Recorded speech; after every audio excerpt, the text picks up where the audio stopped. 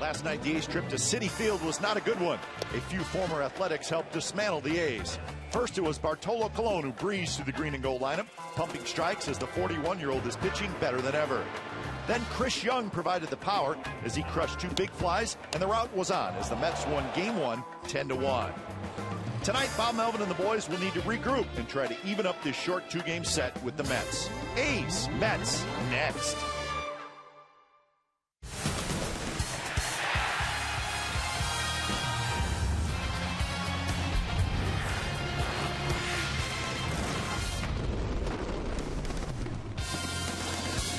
We're at Citi Field in New York, and there's some rain in the air, so we hope that stays away before the game gets over. And keep it out of this thing. We don't want anything to do with rain. It's the A's and the Mets, and it's Game 2 of this quick 2-game set from New York. You'll see it right here on Comcast Sportsnet, California. Hi again, everybody. Welcome to Oakland A's Baseball, along with Ray Fosse.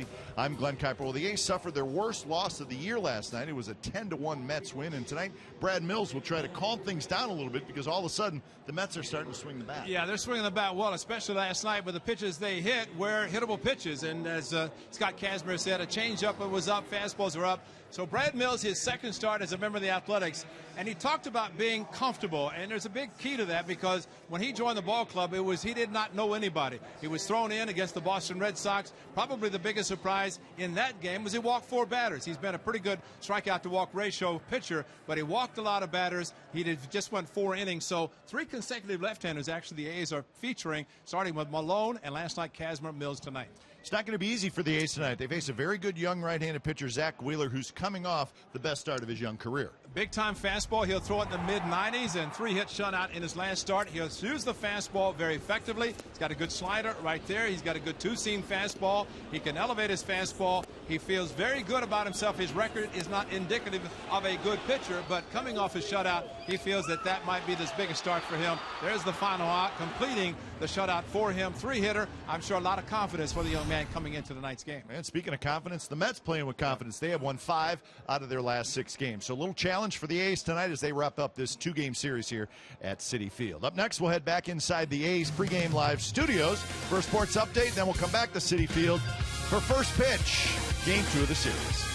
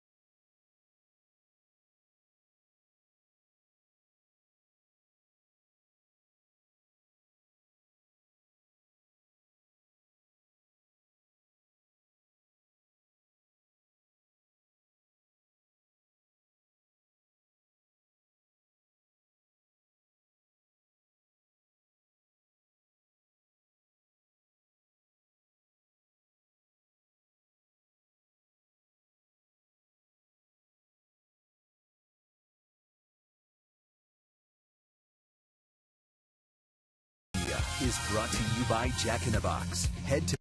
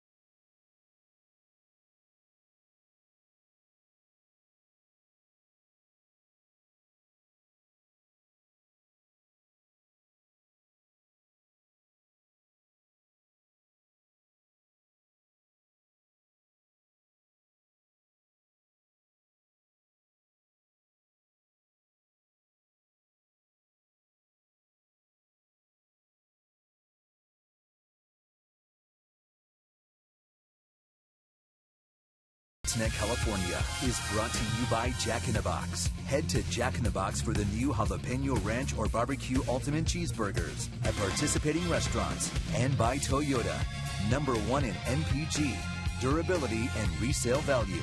Toyota, let's go places. Program and scorecard here. Program, scorecard, $5 here. I love that guy. Guess what town we're in? Huh? Guess what town we're in? Listening to that guy. Just take a guess. We're in New York. Game 2 of this quick 2-game series against the Mets, Interleague Baseball.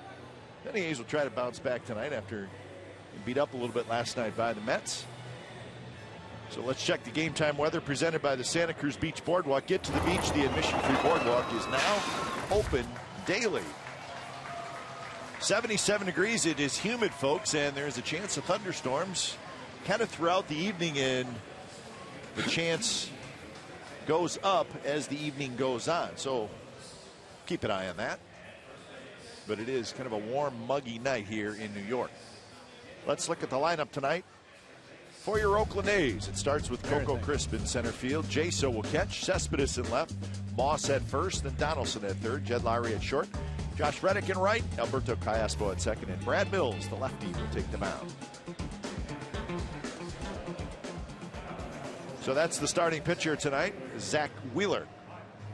So Zach Wheeler came over from the Giants in the big trade for Carlos Beltran a couple of years ago. And the Mets are pretty sure he's the real deal.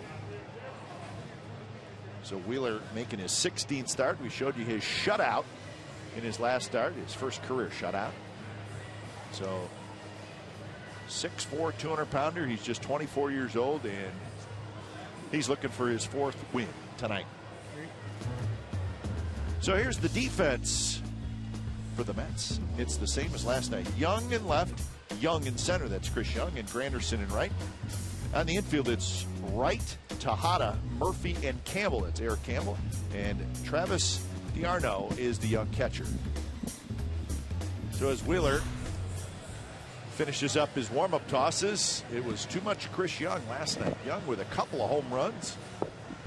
He also hit a ball to the warning track in his last at-bat. So big night for Chris Young, big night for the Mets offense as they took it to the A's by a final score of 10-1. So Wheeler's finished up his warm-up tosses, and Coco Crisp steps in the box. So we are set for baseball from Citi Field.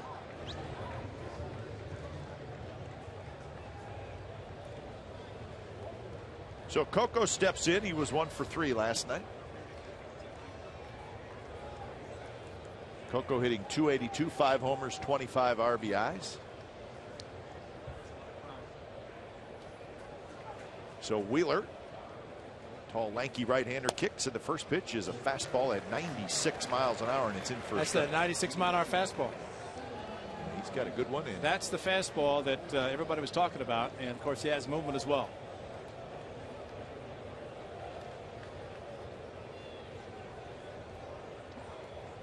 One pitch. A little flare to shallow left. The shortstop Tejada gets out there, and he's got it. So Coco pops out to the shortstop, and that's the first out of the ball game. Well, they mentioned about the good fastball. They'll throw it 96, 97, and that's why the fastball's thrown 71% of the time. And then the slider, curve, and changeup, but he'll throw variations of the fastball, not quite like Bartolo Colon last night. But good fastball. You know, unfortunately, what the A's are doing is what Coco just did. Fastball, good velocity, hits it to the opposite field weakly. And we saw a lot of that last night with Bartolo changing speed so effective. Well, he's got the wonderful combination of high velocity and movement. Jaso's not impressed. He lines a 97-mile-an-hour fastball in the right field for a hit. Well, you realize the last two swings by John Jaso have been hit hard. The home run against Uehara on Sunday, didn't play last night, and smokes the ball, another fastball. And he talks about, why wait around? If they're going to throw me a first pitch fastball, I'm not going to wait. And he's doing it again. So Wheeler into the stretch as he faces Cespedes. 269 with 14 home runs, 51 RBIs for Cespedes, and he knocked in the A's only run last night, and it was in the very first inning. Had a 2-out double. Scored Moss.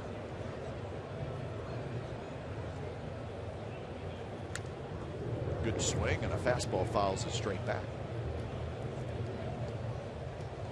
Joe West is behind home plate tonight, and he is also the crew chief.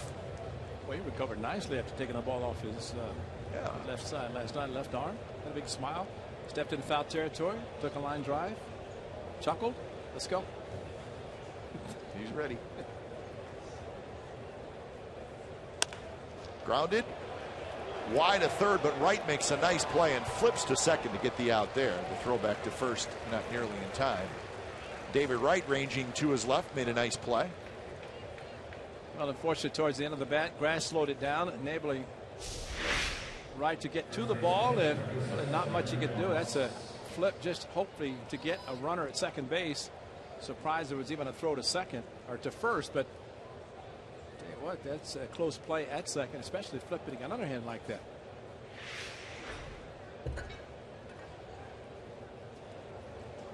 So here's Moss. Wright slides all the way over to the shortstop spot with the shift on. And he said, "Are you going to throw to me?" Yeah, because you're the only one that's close enough to second. Yep. And if there's a force out, no double play possibility.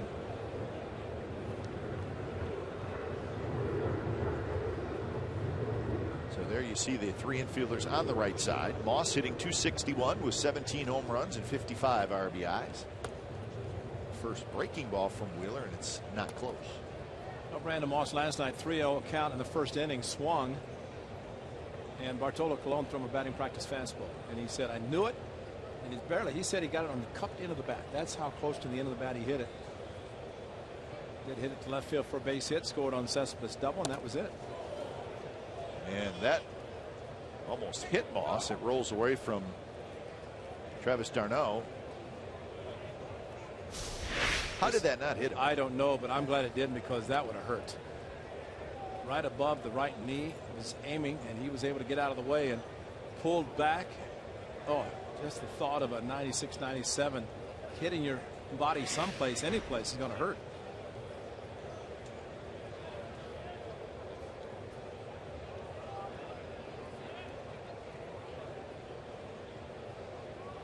They were saying about take one for the team. No. I don't know.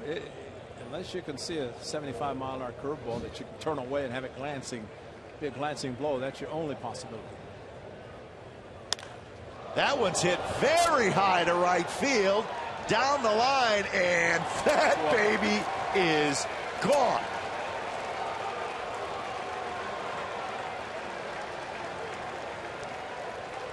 was way up in the second deck. My goodness, second deck, about 2/3 of the way up.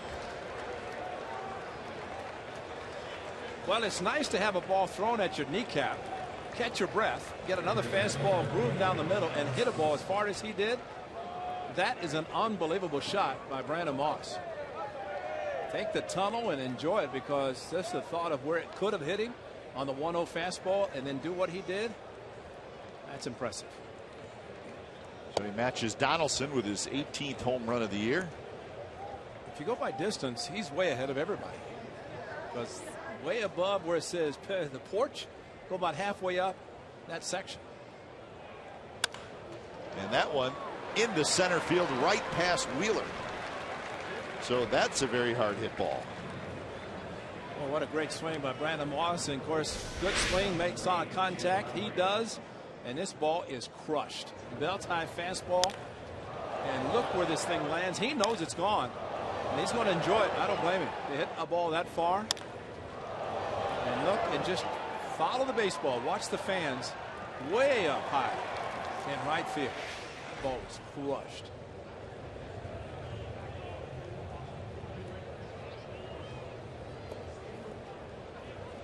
That's one heck of a porch, isn't it? Yep. Get it up there. You've done good work. So 3 hits in the inning. Here's Lowry. Curve for a strike to Lowry, hitting .218 with 4 home runs and 26 RBIs. He was 0 for 2 last night and then was double switched out of the game.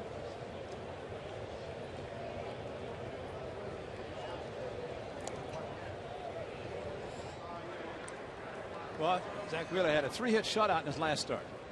Well, he's given up 3 hits and he's given up 2 runs in the first inning, so that possibility is not going to happen or exist tonight.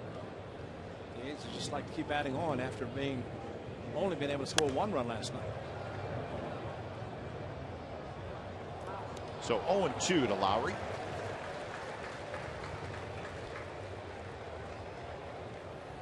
Been an issue for Wheeler. The first inning, an ERA over 6. Speaking of that, Cobb, it's interesting to see is the numbers that when he's gotten an extra day rest, which he is this time because of Monday off day, his ERA is in the 6th spot. So maybe he gets too much rest, too strong, the ball straightens out, which seemed to do it to Brandon Moss. Speaking of that, the A's pitchers, Sonny Gray's going to have about 9 days in between starts for him. Scott Kazmir was on regular turn last night, the only pitcher to be on normal turn. He's going to get an extra day or so before his next start.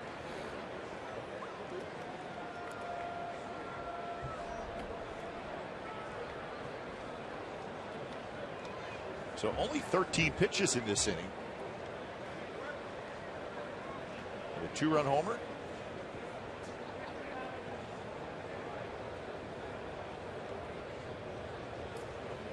Swing and a miss. And Lowry strikes out, but Moss does damage with a long, and I mean long, home run. And I want to see it again. It's 2-0 A's after a half an inning.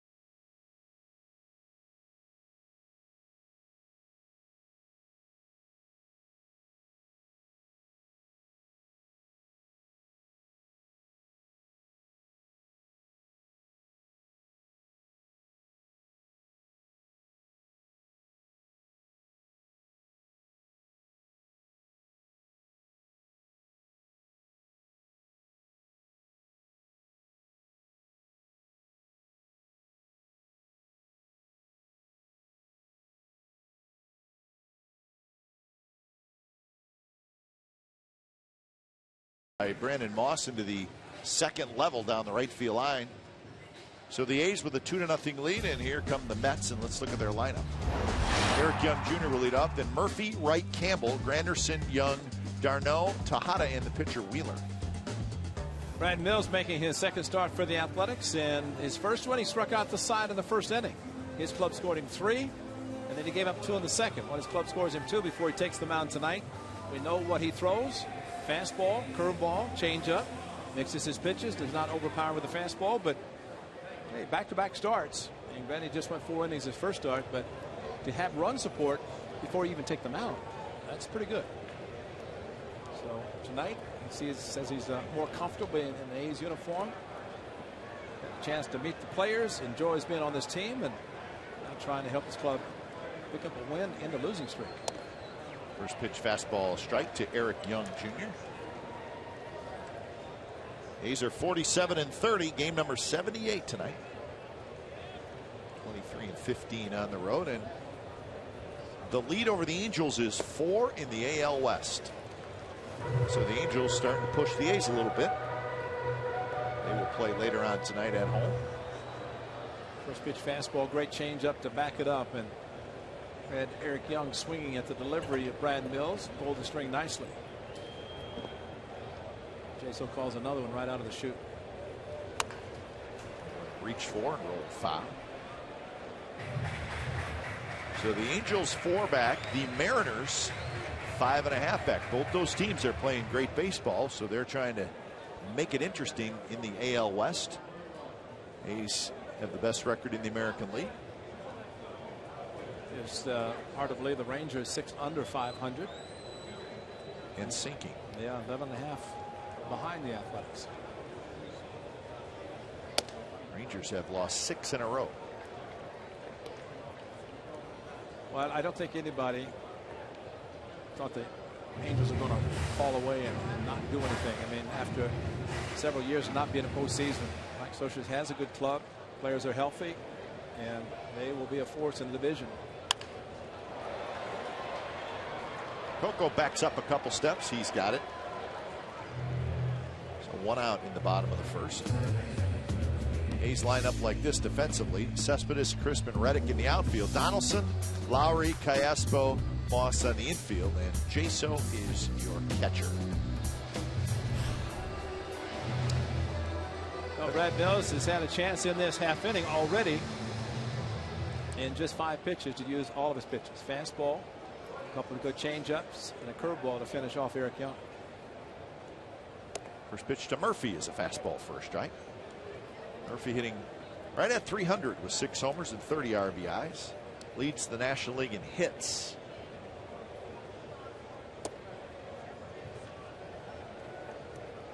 Murphy with 17 doubles, a triple, and 6 home runs. He's also got 11 stolen bases.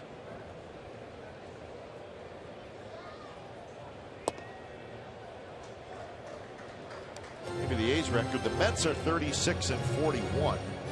They're 5.5 back of Washington in the East in 4th place, but they have won 5 out of their last 6. So they're trying to get on a little roll.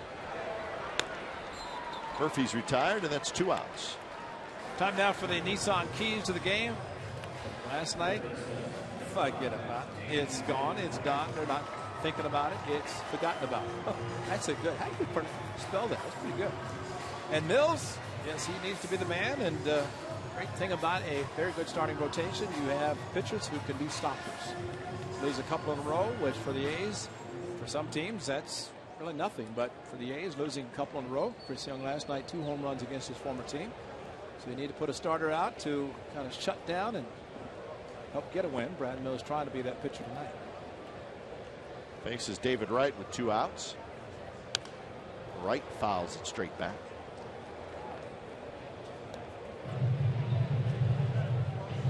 .278, 6 homers, 40 RBIs for David Wright.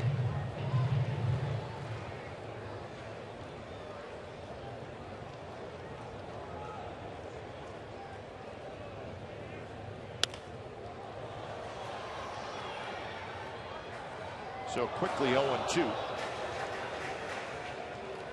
Wright has an approach, a stance that he waits a long time.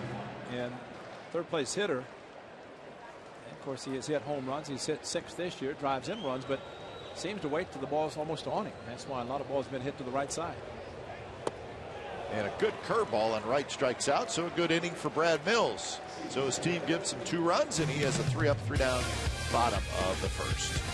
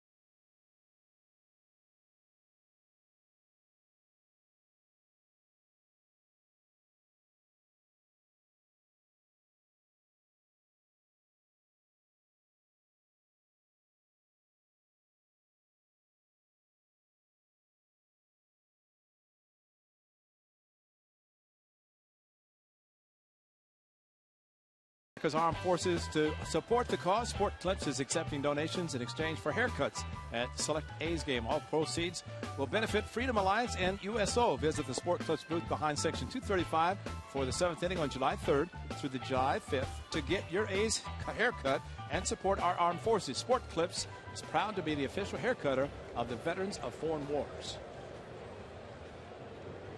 A little breezy tonight again here at Citi Field. It was very windy last night.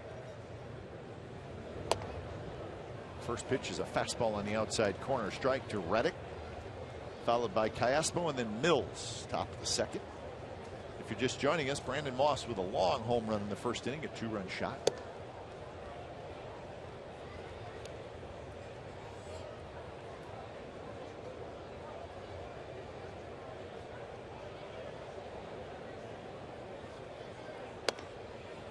Curve kind of stays high. Didn't quite finish it.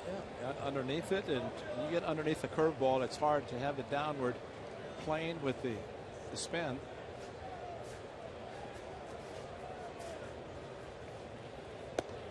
It was 2011 when the big trade was made with the Giants. Zach Wheeler was a very high draft pick in 2009. Hard to imagine him not becoming a quality big league player, but Buster Posey got hurt. Giants needed a hitter, and they got Carlos Beltran. So that was a big trade, controversial trade. And a couple years later, Wheeler in the big leagues. He made 17 starts last year in the big leagues, and he's been in the rotation from the get-go this year.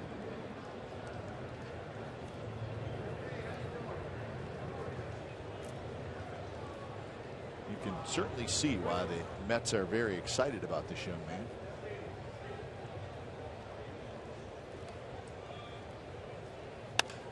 Line drive left field, and that's a base hit. Eric Young over to cut it off. So a walk and a single, and the A's are at it again. Really, that's pretty smart hitting by Callasmo, and Wheeler a tough time throwing strikes to Josh Reddick. So what does he do? Zones in, pretty good fastball, belt high, and a solid base hit.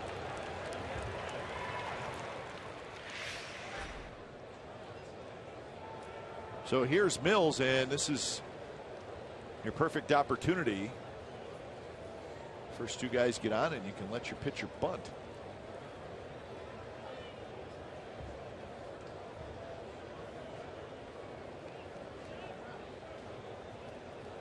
So Wright and Campbell are already in on the grass. One major league at bat for Mr. Brad Mills. He's with Toronto against Philadelphia. He faced Joe Blanton. Big Joe. Big Joe. To bunt, and the pitch is a strike. That's a good pitch to bunt. Now you've seen it now. Funny talking to him, or he was talking about hitting and the appreciation of how difficult it is to hit. And now with the bat in his hand, it said it's okay. I'm okay whenever I'm throwing and I make a bad pitch, but to think about hitting and recognizing the pitch, decide if I'm going to swing, in this case bunt, and his heart is probably racing very, very quickly. And you can see what's going on here, Ray, with the play. I mean, they are charging extremely hard from the corners. I mean, their main focus is to try to get the out at third. Absolutely, and that's why the little rotation. You have the first and third baseman coming in, shortstop Tejada heading to third. And, you know, from a pitcher standpoint, and again, this is kind of the unfairness of American League pitchers who never hit, hardly ever even attempt to bunt, except for interleague play. And then you're staring down a couple of guys charging in on you. He's going to swing, and he lines one foul. That jammed a little bit, but a good effort. And now the count is 1-2, and see what the Mets do defensively now. Now I would think he's going to be asked to bunt again, which is very tough. But, you know, probably Bob Bell's thinking just what you said. They're charging with the idea of getting the runner at third. So why give in to that? Even if he gets the ball down successfully, take a chance to let him swing the bat. Almost hit one into right field. But the first and third baseman still charging. And he's swinging away again, and he fouls it to the backstop. That's impressive. Contact alone is impressive. And that was a slider.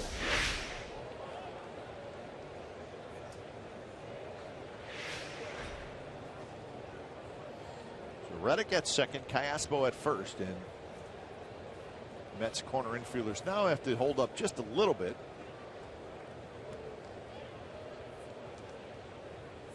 And he's swinging away again, and he fouls it back. So, you know, I think if you can handle a slider as a pitcher, you got to be feeling pretty confident and comfortable. And he's taking some pretty good swings. I mean, he may get some high fives just for making contact. Make him throw a few more pitches. That's right. Sixth in this at bat. And that's a good slider, and it's in for a strike. So Mills strikes out. Well, the slider's okay, but then Uncle Charlie comes in. This is a knee buckler, and you're just praying that it's a ball, and it wasn't. So one out, and here's Coco Crisp, who popped out to the shortstop. I heard Brandon Moss say one time about hitting versus striking out. He said, to be honest, he said it's not bad to strike out instead of running into double play. And maybe this at bat is proof of that with Mills. Instead of even with two strikes trying to sacrifice, maybe even bunting into a double play, at least getting the runner in third, and maybe a double play. Decided to let him swing away.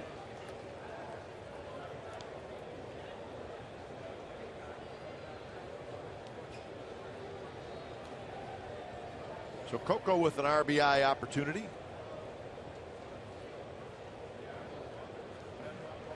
Coco's had a good stretch.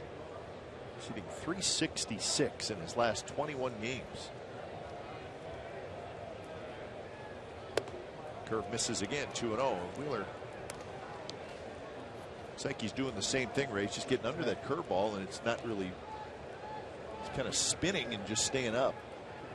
And a catcher a lot of times will look at that and just take his left hand, point to his right elbow and say get it up, because basically he is dropping his elbow, and as a result he cannot get on top of it enough to get the downward motion like the time he did with the fastball.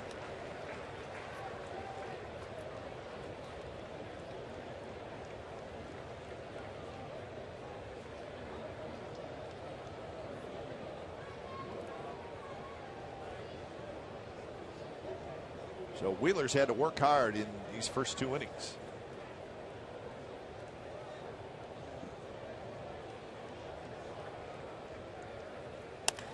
And that one's lined to center. That's a base hit. Young charges. His throw to the plate is late as it hits the mound, and that's a huge break for the A's. It bounces straight up in the air, comes down. The run scores. That's Reddick, and it's 3-0. Chris Young did a very good job of charging the ball, and Mike Gallego was sending Reddick all the way. But you're right, the throw was right on line. But Reddick gets a great read, the ball into center field, got a great jump, but the throw by Chris Young, and it's amazing. Boom, straight up, and at that point, Josh Reddick head down all the way, getting the word to slide by John Jaso. He does, but if Chris Young tried to throw the ball and hit the mound, the rubber again, he could never do it, probably in 100 throws. Well, ideally, too, you want the throw to either skip in front of the mound from the outfield or towards home plate, because hitting any part of the mound, especially the hill part, is not very good. But good break for the Athletics. They'll take advantage of it. So Dan Warthen, the pitching coach, back to the dugout. Still only 1 out, and here's Jaso. The A's have 5 hits already in the game. They only had 4 the entire game last night. In fact, they went hitless in the last 4 innings last night, did the A's, but has not bothered them tonight.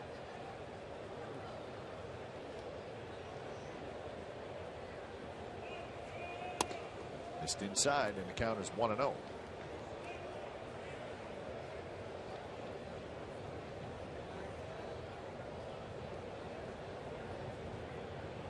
Wheeler, after a shutout in his last start where he allowed just 3 hits, is not sharp tonight. This again, it's 2-1. He's got a good arm, as is pretty evident, but just a matter of consistent control.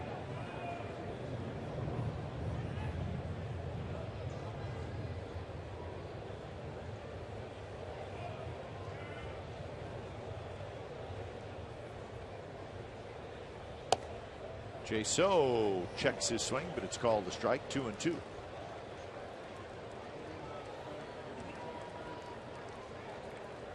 Jaso catching, just realized the high strike is going to be called.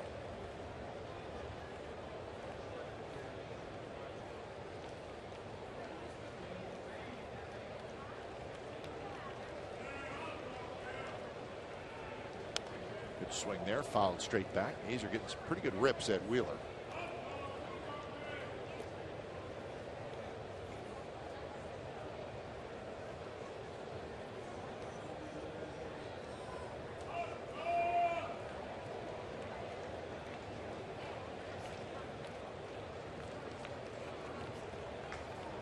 Quick check of Callaspo.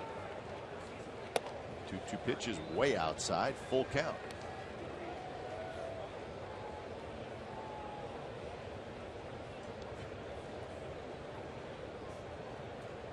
So leadoff walk to Reddick in this inning has already scored.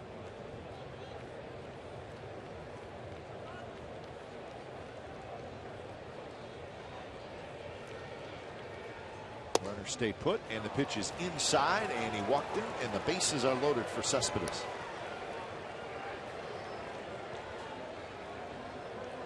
That's a pretty close pitch taken by Jaso, and he knew, or at least took off towards first base as if he thought it was going to be called a ball. It was. See a lot of hitters swing at the pitch, and Jaso, excellent eye, taking another.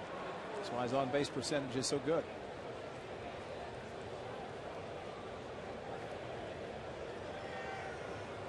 Good numbers with the bases loaded in the career of Yoenis Cespedes. So a big opportunity here. 3-0 in the second inning.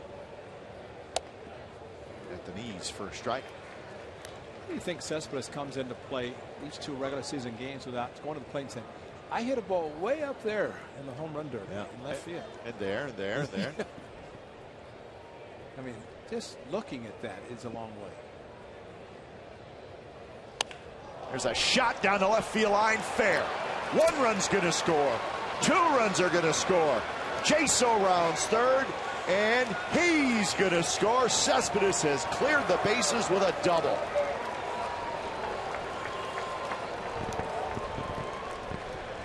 Hanging breaking ball, and Yoenis Cespedes throw him a hanging breaking ball after a strike with a fastball, and he's all over it. It's like he sped up his bat, stayed on the inside part of the plate, down on the corner. And Eric Young, a long way to go get the ball, and as a result, all 3 were able to score. And it was crushed. Actually surprised that as hard as the ball was hit, that Jaso could score from first, but the ball was in front of him and took off immediately. So 3 RBIs for Cespedes. He's got 54 on the year.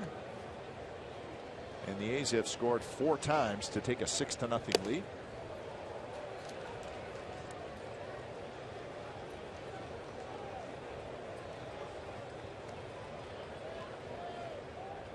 Dana Evelyn, the former Athletic, starts to throw.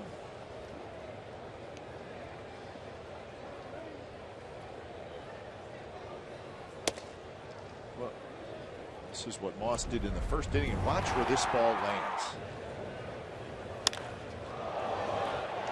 When a hitter starts trotting out of the batter's box, that's enough to know that it's going to be deep. And it was.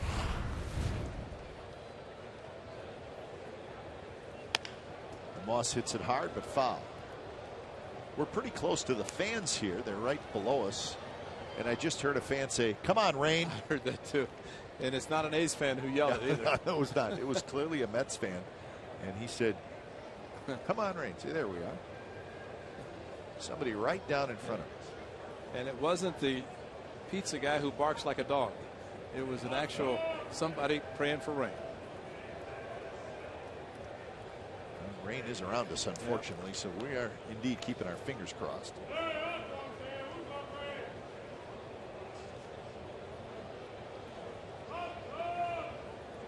One and 2 to Moss.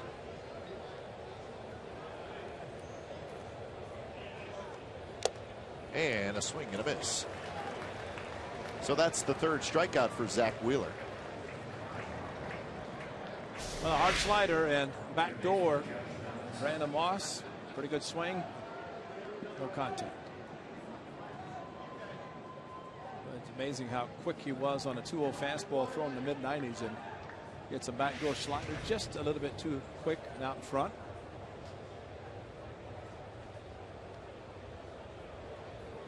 So that'll bring up Donaldson with 2 outs.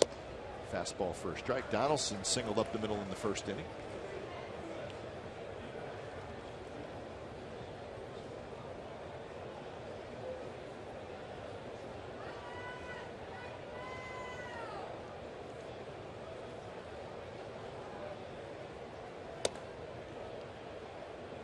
Still hitting 97, but I think what we've seen in this game so far is you better have a good spot to put it, because he's at 96, 97 with most of his fastballs.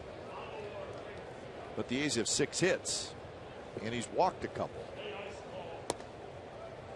Well, I think you can look back to Scott Kazmir, and of course he didn't have a great night last night, but he hit one time through 96, 97 when he was with the Mets, went to Tampa Bay. He's now throwing 92, 93 max, but spotting his fastball, utilizing change-ups and curveballs. Much better pitcher.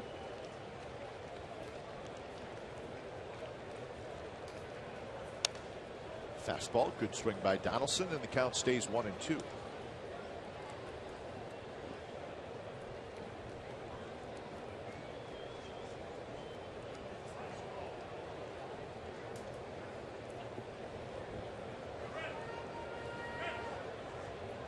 Scott Kazmir will move on past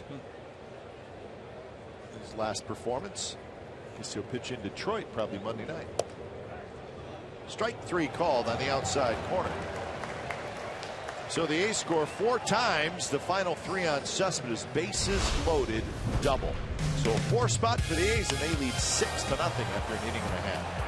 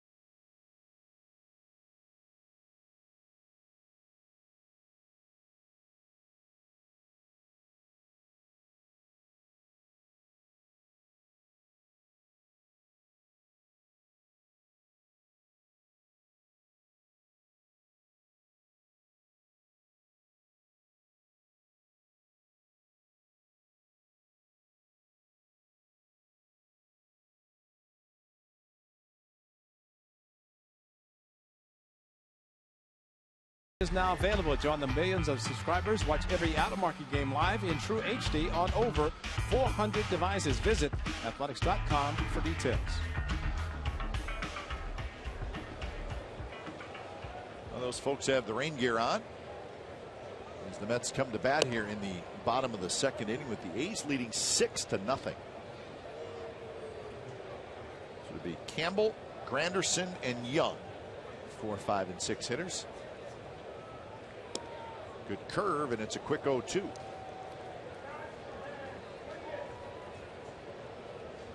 is starting to rain just a little bit now. Brad Mills doesn't feel a thing. He knows he's got 6 runs on the board. And he just wants to pitch. Last thing he wants is to have any sort of a delay where he might not be able to go back out again. Just throw quality strikes quickly as possible.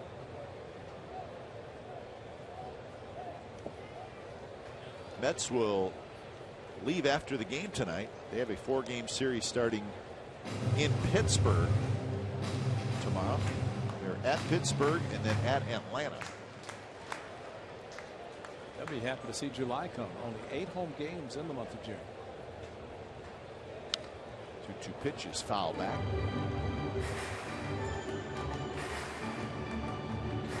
Now they're actually just home for these 2 games. Gone for 7, home for 2, gone for 7. How's that for a schedule?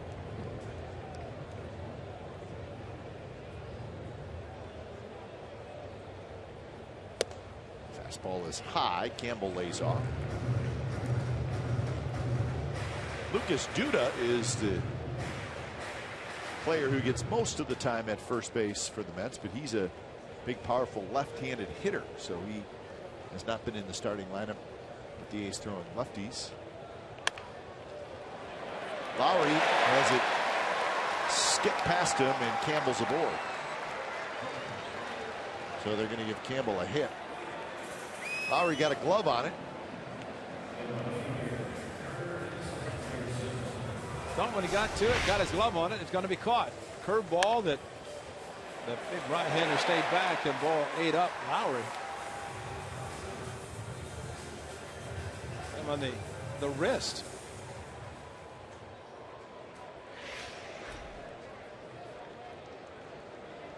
So here's Granderson with Chris Young to follow. So that's the first hit for the Mets. Actually, Mills did a good job throwing a quality 3-2 curveball, which he didn't just right back and challenge the right-hander on 3-2 with a big lead. And that's in the right field, and that's a base hit. Moss dove, Caspo dove, and it shot past both of them. So the Mets trying to answer back. They got 2 out and nobody out.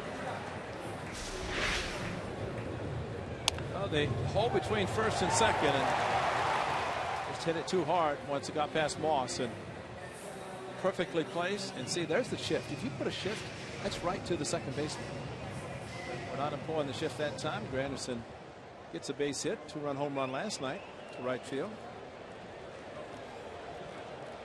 Telling Brandon Moss how far Moss's home run went. Far.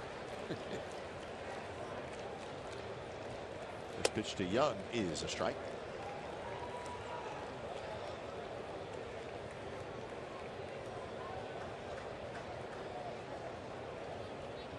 Couple of home runs last night, so give Chris Young 6 on the year.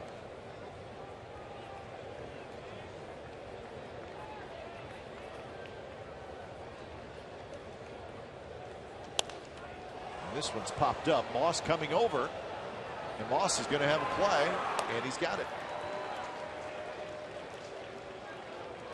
Well, Scott Kazmir said it best, elevated changeups, and it was hit. How about this changeup to Chris Young? It was hit high, it was hit far, and got a hanging slider from Jim Johnson.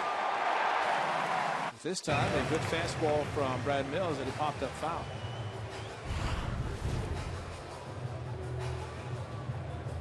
So here's Travis d'Arnaud, who hit a 3-run homer last night.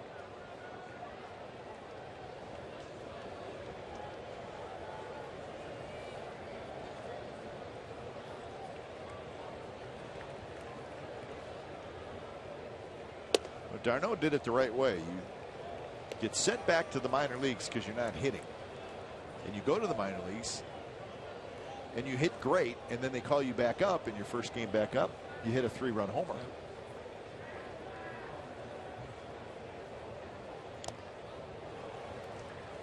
Now the count 1-1, and he hit a long ways last night. Yes, he did, and another changeup that was left up, and just threw his hands up.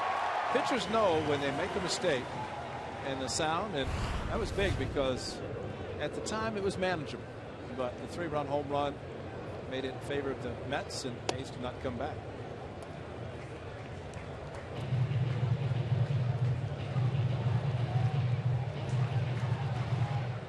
Mets are trying to come back in this one, trailing 6-0 early.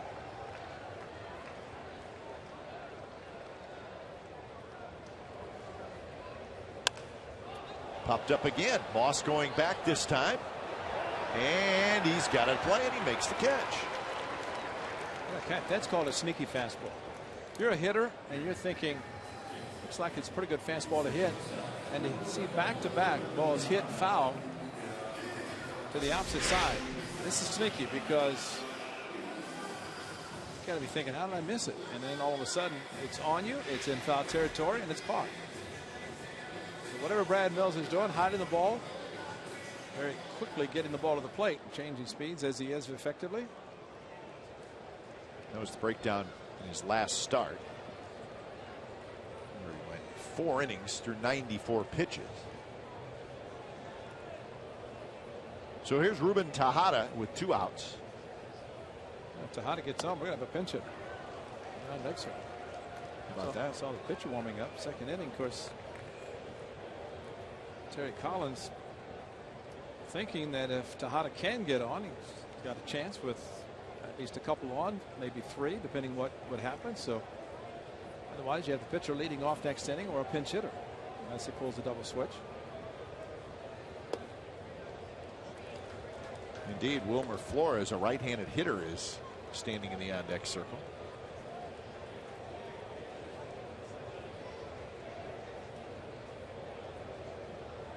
Seeing numerically with a DH, pitcher might be able to stay in the game. But National League, a little bit different story. So now the count is 2-1. He's got to be feeling real great, doesn't he? Yeah, he's like, you know what? If we don't get any runs here, that means I get to stay in the game. If we do get some runs, that means I'm out. So what do you pray? What do you hope for here? Now 3-1.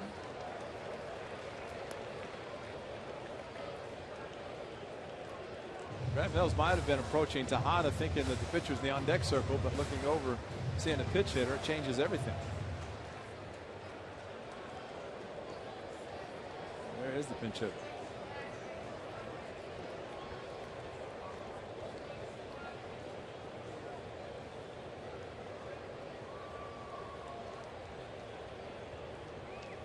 The 3-1 pitch is lined to right field, and that's a base hit. And they're going to hold up the runners as Reddick makes a nice throw. So Tim Tuffle, the third base coach, did the right thing. He held up Campbell. So the bases are loaded, and indeed we're going to get a pinch hitter. Well, solid base hit, but actually hit too hard from the hitter standpoint. And you're right, Tuffle had to hold up because Josh Reddick gives it right there with a perfect throw. He's thinking about trying to score, but wouldn't have had a chance. Not often do you hear pitchers line in the bottom of the second inning. Nope. We're going to hear it about Mr. Zach Wheeler.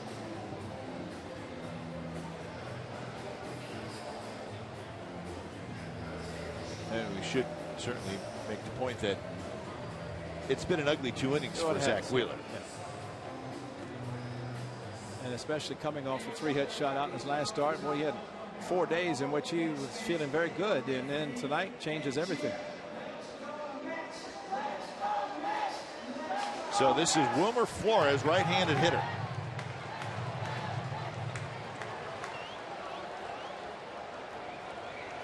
So 6 hits, 6 runs in 2 innings against Wheeler. So the Mets are thinking we need to try to get back in this game. First pitch is lying down the left field line, but it's going to hook foul.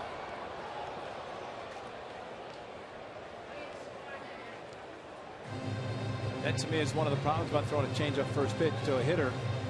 He hasn't seen any of the pitches, and so he doesn't know the differential between a fastball and a changeup. He sees baseball. Fortunately, from the A standpoint, he was out in front of the changeup from Mills. Well, it's just like a batting practice fastball, but there's no deception if he hasn't seen any other pitches. That one's driven towards Cespedes, but he's going to get over there, and he makes the catch. Side retired. So the Mets leave the bases loaded, and we're headed to the third. 6-0 A's.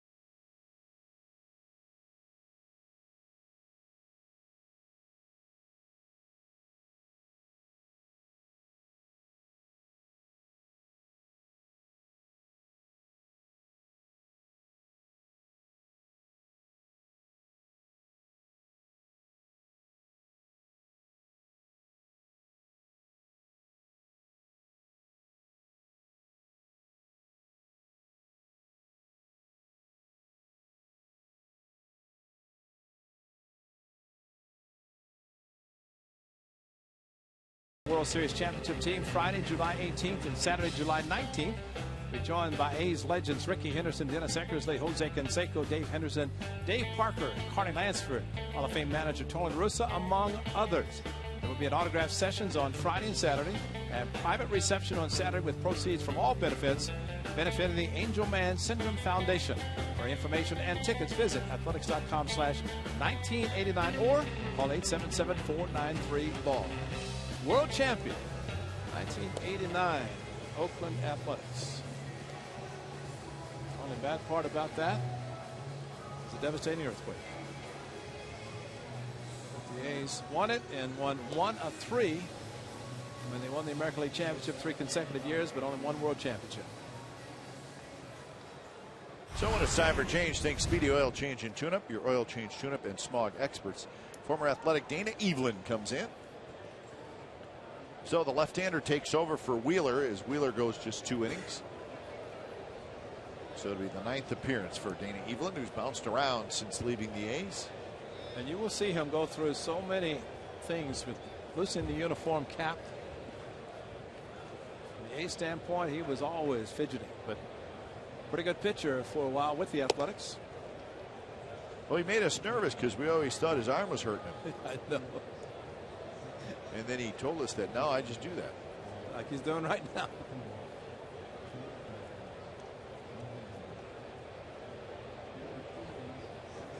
Facing Lowry, Reddick, and Callaspo.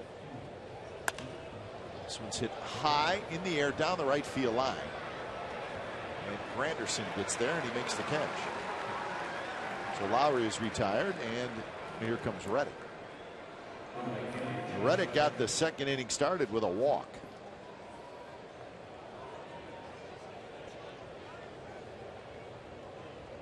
Reddick last night 0 for 2 with a walk in his first game back from the disabled list. He had played in 4 games on his rehab assignment.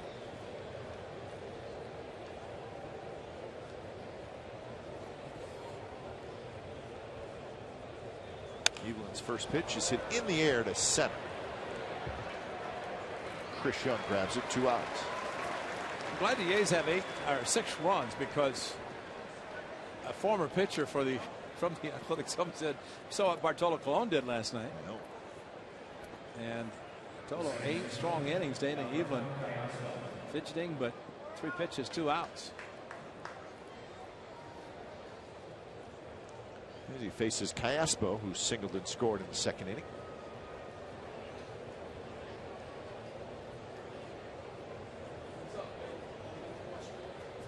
That was, of course, batting left-handed. He swings around and hit from the right side.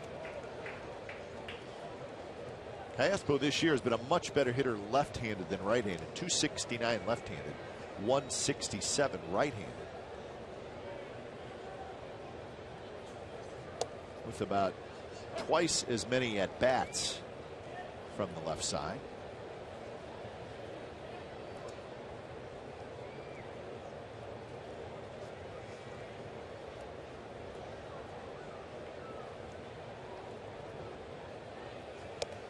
Missed again, 2-1.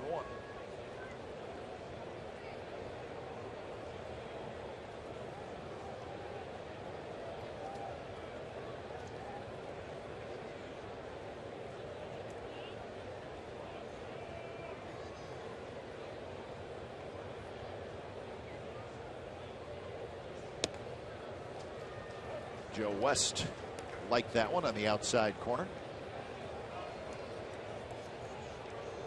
The perspiration and humidity level is a little bit high tonight. Yeah, much different than last night. Either a backdoor slider or the back foot slider. And strike 3 called, says Joe West. Callaspo is not convinced, and Joe West does not care, believe me. Good call.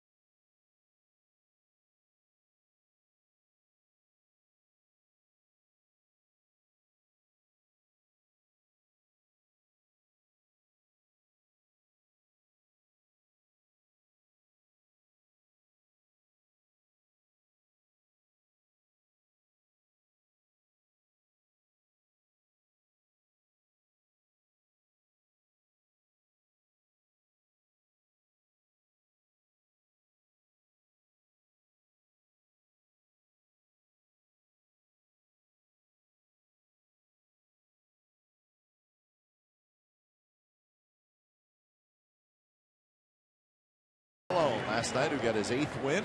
8 innings, 4 hits, 1 run, 8 strikeouts on 112 pitches. So Bartolo Colon, beginning of the year, was struggling. He had a couple of real bad starts, but he's on a roll now, and we've seen him get on a roll.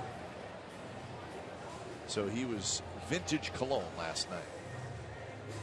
And I thought it was interesting. There is a young man works on the visiting clubhouse. He had the lineup card that's in the dugout that shows the lineups, and he was getting autographs. Actually, Bartolo was asking the young man to get autographs of the A's in the lineup last night, and he said he felt that he pitched against a very good team, the A's, and he was proud to have been able to beat them, which was quite a compliment coming from the former Athletic. But I just thought it's interesting also that even though it was not a no-hitter or anything like that, just the fact that he wanted the lineup card signed by everybody. Scott Kazmir was the last to sign, though. He was a little reluctant. Can't quite blame him, considering the outing he had, but that's in the past, and he's trying to pick up a win to even the series. And A's will play the Mets twice in Oakland. 2 games here, 2 games in Oakland. For Cologne, it was career win number 197 last night. Eric Young, the top of the order. Takes a pitch outside from Mills. Mets left the bases loaded in the 2nd inning. So they threatened against Mills, but could not break through.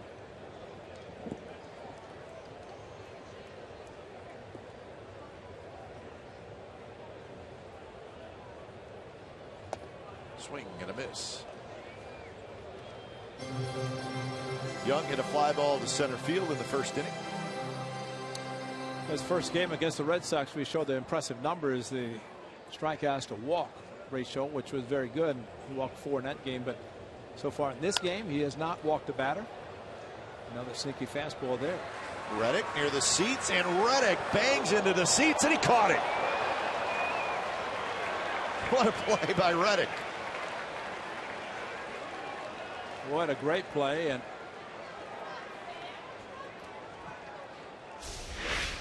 all the way over, see if there's a fan. Fan missed it. They caught him behind the fan. Drop your phone, you might have a chance to catch it. Actually, it might have been, no, it was a fan. He didn't know whether to take a picture or to try to catch the ball. He was caught in between. Now he can. There you go. And so a great play. That's the good news. The bad news is the A's are out visiting their pitcher Brad Mills, and we noticed the last couple pitches he's been stretching, going to the back of the mound and stretching his back a little bit. And again, that's just what we've seen. So they come out and check on him, and they'll stay in the game. And the A's dugout saw it as well.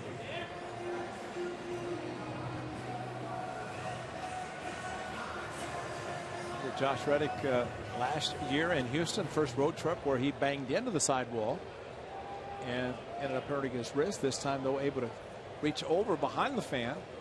Interesting, and a great shot by Tommy Adds and the crew. They had the fan actually miss, and he caught it behind him. That's an amazing catch. And he went into the stands, or he reached over, so technically the fan has as much right to the baseball as Josh Reddick did. So if you're Eric Young, you're thinking, buddy, help me out. You got those high-priced seats. Bring a glove. Drop your phone. Help me out. You got a Mets hat on. Help me out. And if you'd had a glove instead of a phone, he might have had a better chance to catch the ball. But he had the phone in his left hand, trying to catch the ball with his right hand. Now, if it was a beverage, probably would have dropped it. But he was not going to drop his phone. Hurt his own team. And that phone is probably buzzing right now with all the messages. Like, how could you blank that? What? He's got to bring it. There's the phone. But the point is what's he going to do? Catch it with the phone? That's right. It would have smashed it. It would have smashed the phone. That's right. Good point. He's getting messages right now saying the A's announcers are just ripping you. But you're right. A Mets fan, I'd take it off, put on an A's hat or something. But you're right. When the ball goes in the stands that far, fan, it's no interference. It's all yours. Yeah. And Josh Reddick, great concentration, especially to catch the ball behind, because the guy just completely missed it.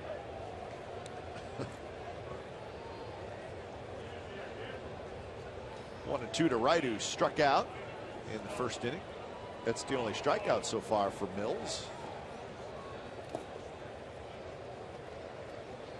But meanwhile, in the 3rd inning, and 2 outs, he had a Moss catching 2 foul balls from right-handers last inning, and then a right-hander Young catching a ball in the foul territory as well.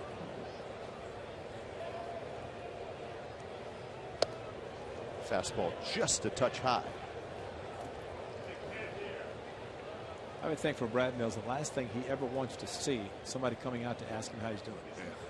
I mean, getting a golden opportunity to stay in the rotation at least till Drew Pomeranz comes back. And a off-speed pitch that right chased.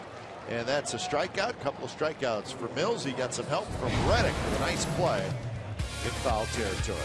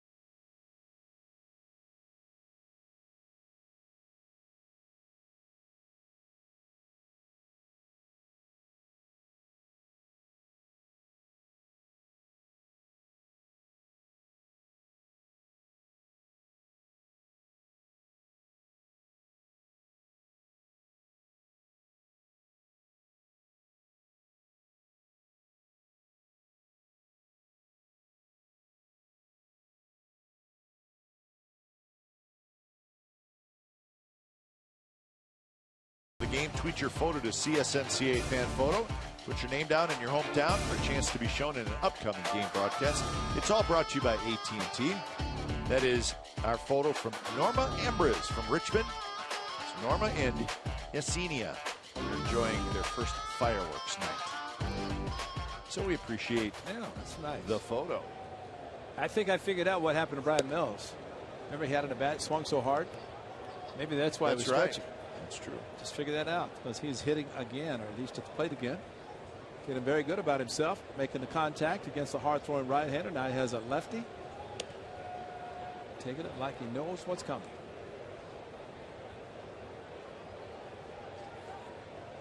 Well, you've been around a few organizations, and you get a chance the big leagues to start. No little back stiffness or anything. It's going to. No, he's making his 12th career start. Yeah. So he's going to be staying out there as long as possible. But, you know, he could have very easily said, you know, watch Dana Eman. He moves around a lot more than I do. All I'm doing is just stretching a little bit. He's very fidgety.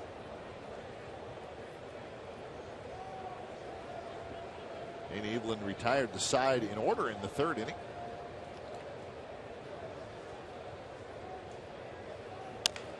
Bounced over the mound. Tejada charges, flips to first, and that's the first down. Brad Mills did it best. Hit the ground ball and jog to first. You do not want to sprint. Take your time, little humidity, and you're a pitcher. Running to first is like covering first base on a ground ball to the right side. Exert a lot of energy, so he very smartly, leading off the inning, has a couple of batters, at least a couple of outs to catch his breath.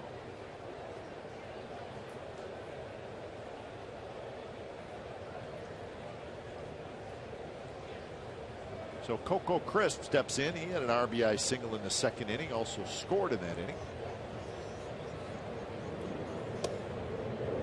Slider is inside to Coco Crisp.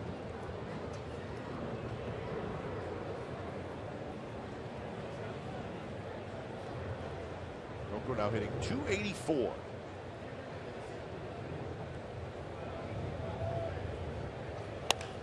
That one's hit to left field, and that's hit well. Young going back, and that baby's gone.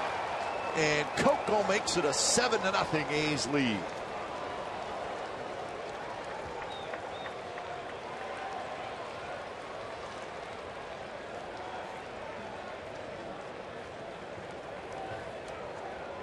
So home run number 6 for Coco Crisp. So he's got a good night going. It's a great swing on a pitch right down the middle. Such a simple swing. Yeah, isn't it? Flat-footed. Everybody thinks though they can't hit as well from the right side, but he continues to impress people that way.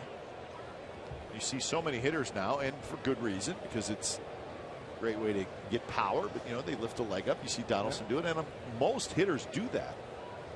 That's why Coco's swing seems so unique. And he does have pretty good power. I think that youngster got the baseball, and if he got the baseball and then he's got that going right now, that's a good combo. That's a great combo. The man with the phone should pay attention. I'd buy that ice cream phone right yeah. now. I wonder where you could get that. If we had a good stage manager, he'd probably go find us somewhere. So he did get. That is a good combination right there. And he gets to finish his ice cream cone. That's a big league cone.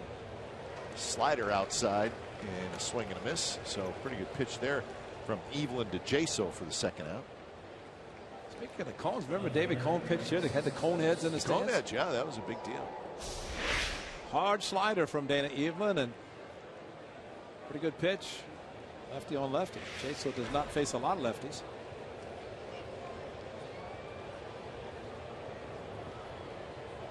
So Jaso retired. Here's Cespedes. Big hit in this game. A bases loaded double that knocked home 3. That was in the second inning. A's with 2 in the first, 4 in the second, 1 here in the fourth.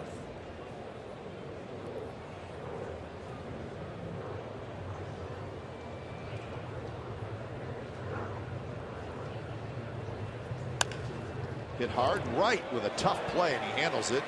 Couple gold gloves, and David Wright just showed why. So Coco Crisp with his 6th home run, and the A's extend their lead. It's now 7-0 as we go to the bottom of the fourth.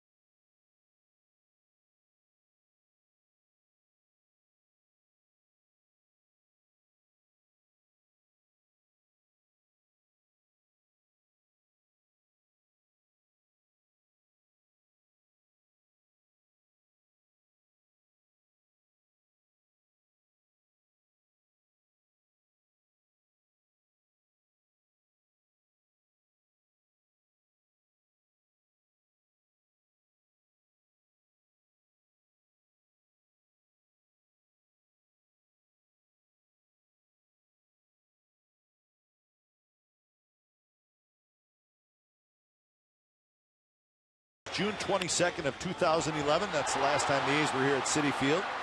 The A's would tie the game in the 9th inning. But then in the 13th, Brad Ziegler hits Justin Turner with the bases loaded. See how he turned into it? And that was the dispute right there, because he turned his hip into the ball. Zig was upset. Maybe it was the jerseys that did it. So the Mets won it 3-2. Bob Melvin had just taken over as the new manager. So that was 2011. This is the 4th time that these two teams have met in interleague play. 05, 07, and in 2011, and now this year.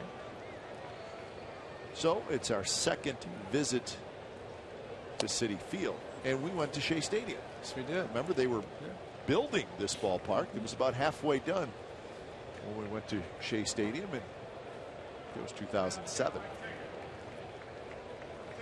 Drove right past this park. Reddick hustling back, still going back, and he makes a basket catch. Heck of a play by Reddick. So Eric Campbell hit that ball well.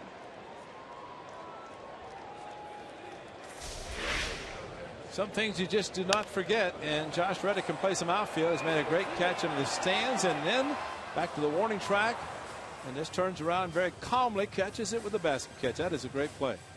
About belt high, and that time though, a la Willie Mays, the Hall of Famer, watching the ball into the glove. Willie always did that. Steve Vucinich was so proud that game, at the winning streak, that he brought the gold jerseys, and nobody knew until batting practice was over and they went inside and saw the gold jerseys in their lockers. That's right. That was a big deal. Yep. It's called superstition. A winning streak, and one of them with the gold jerseys. They didn't quite look that great with the gray pants, but that particular game they did. Shallow right, and it's going to fall. So Granderson with a one-out single. So that's hit number 4 for the Mets.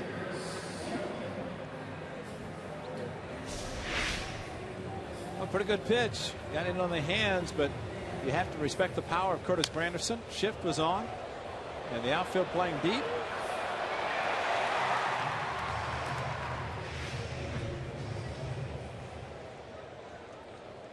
A couple of hits tonight for Granderson, and here's Chris Young. Chris Young popped out in foul territory. 2 on and nobody out last inning. This one fouled straight back. Make that the second inning.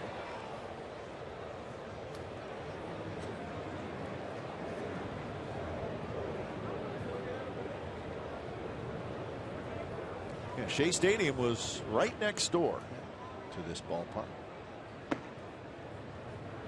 It's Gonzalez Herman starting to throw for the Mets. Well, it did say that they didn't bring much over from Shea except the airplanes, and it's true. LaGuardia does not change. Reddick still coming, and it's Callaspo though that makes the catch. So these are making some nice plays. That was not an easy one. Callaspo was able to grab it. I thought he kept waiting for him to peel off because Reddick was going to get there. He had. Oh, Callaspo realized that Reddick was going to get there too. And sometimes watching the ball into the glove is not necessary. No. Josh Reddick getting his sprints in.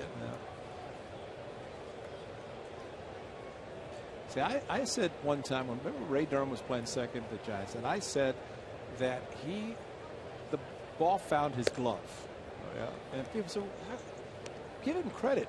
And I asked Ray Durham, he said, it's exactly what happened. Sure, the ball found my glove because I put the glove down, not expecting to catch it, and the ball ended up in the glove. And I think Callaspo said the same thing. Put up his left hand with the glove, and the ball found it. A little bit easier for Reddick. He's got it side retired. A hit and a runner left, and we're through 4 from Citi Field. 7-0 the A's lead.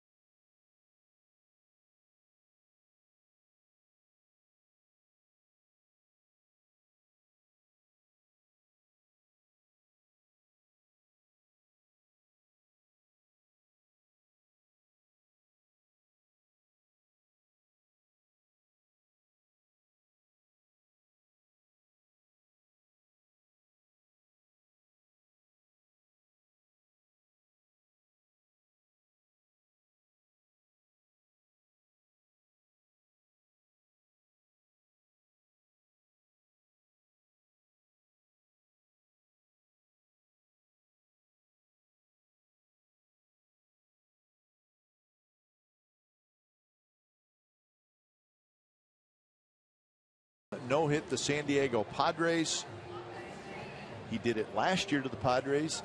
He did it again this year, this time in front of the home fans. So congratulations to Tim Lincecum on his second career no-hitter. He walked 1, he struck out 6, and he threw 113 pitches.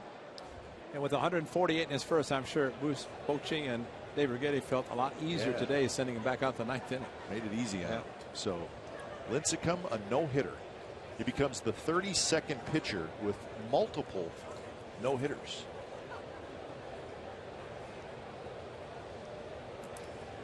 So here's Moss to lead it off.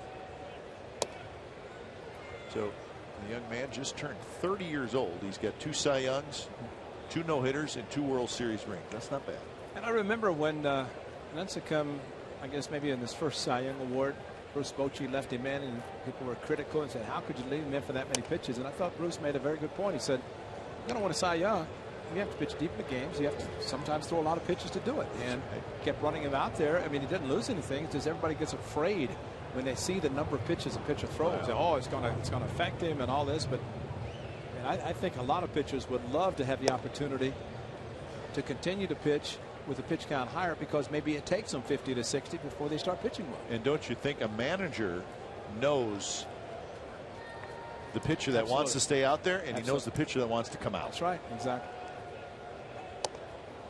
Bruce Bochy was right. He stayed in, won the Cy Young, and was 1-2. Moss on a swinging strikeout. So after a 2-run homer for Moss in the first, he struck out a couple of times. They stopped throwing him fastballs. Dana Evelyn, especially lefty on lefty. There's a big sweeping breaking ball.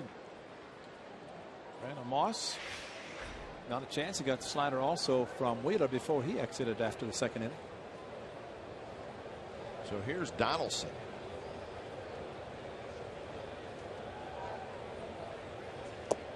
And there's another terrific pitching performance today. Not a no-hitter, but David Price today went 8 1/3 innings, gave up 1 run, and he struck out 11. And the Rays beat Pittsburgh today 5-1. And Price is on quite a roll. He has 10 or more strikeouts in 5 consecutive games. And this being the 25th of June and the trading deadline July 31st, might be interesting to see where the Rays are come the end of July. I don't think they'll trade him. I think he's really. I think they will keep him. Really? Yep, I really do. I think that they believe that they're never out, and he's their main guy. And I just think that he's going to stay there. There's all the talk about going. Even last year there was talk about him going someplace. And, I think he's gone. Yeah, well, I do. We'll see, but I think it maybe depends on where the Rays are. But with Joe Madden managing, they just always seem that no matter where they are in the standings, they feel like they can come back. And if you give up your ace, then maybe that sends a flag saying that we feel we don't have a chance. So he would bring, I'm sure, some quality players if they did move it. Well, we shall see. A bunch of teams would love to have him, no question about that. Plus, with David Price, the added benefit is you would have him next year as well. He's not a free agent until after 2015. So you're going to get him for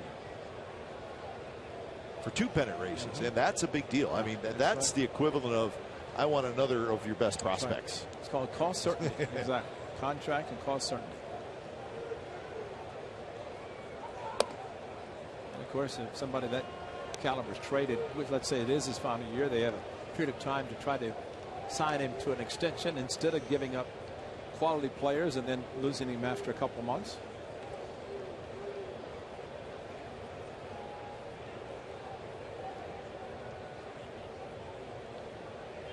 It can't be easy either as Donaldson walks and somebody like Price. I mean, his name always seems to be in trade rumors, and now with this is about the time of year where the rumors start flying, and sometimes that's a little unfair, but that cannot be easy because it's happened 2 years in a row now, and it's probably even worse now, these trade rumors, because some people are saying he's going to go any day. Yeah. Well, that's got to be tough on a guy. And of course, behind the scenes, we don't know what Joe Madden is saying to him. Maybe he's calling him in and saying, you're not going anywhere. Exactly. Listen to all you want, but you're not going anywhere. So that in itself would ease his mind and his pitching. He's a great pitcher, and one that's probably coveted by many teams. But again, maybe the second wild card. Teams feel that approach a trading deadline, we have a chance for the second wild card. Now there are 10 teams that qualify for postseason, 1/3 of the total. Lowry rolls it foul toward Mike Gallega, who gets a nice hop.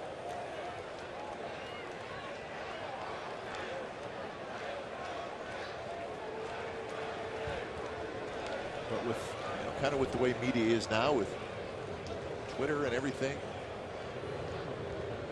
I think you get even more rumors thrown out there. Whether that's right or wrong, it's not for me to decide. But you know, it's interesting you bring that up, because just thinking about the conversation I had with Chip Hale on an interview on the radio side before tonight's game. I'll tell you, I think Senate. Yeah, the Mets turned the double play, and I want to hear the story. So we're going to the bottom of the 5th. Tejada to lead it off, and it's all A's so far. They lead 7-0.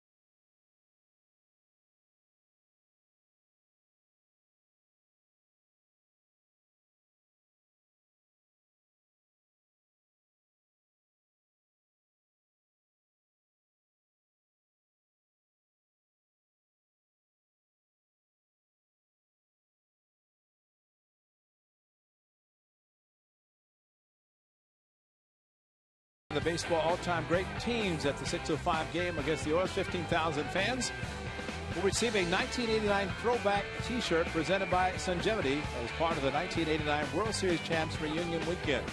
Limited edition T-shirt features a hand-drawn caricature of some of the 1989 team's most recognizable players. Lynn Kuiper. For more information and tickets, visit athletics.com/1989. Call 877-493-BALL. They're going to do that of you, I bet, right? Are you in there? No, I'm You're not in. a character in there? No. I was at the game, though. A character. I was at the earthquake game, which was kind of weird. Oh, you were? Oh, yeah. Make a decision, buddy. You have to make a decision. Right now, he's probably cheering for the A's. That's Last night, go Mets. That's when you put down and you put 50 on black, 50 That's on right. red, That's right. and hope green doesn't show up. Yeah, that's a good call.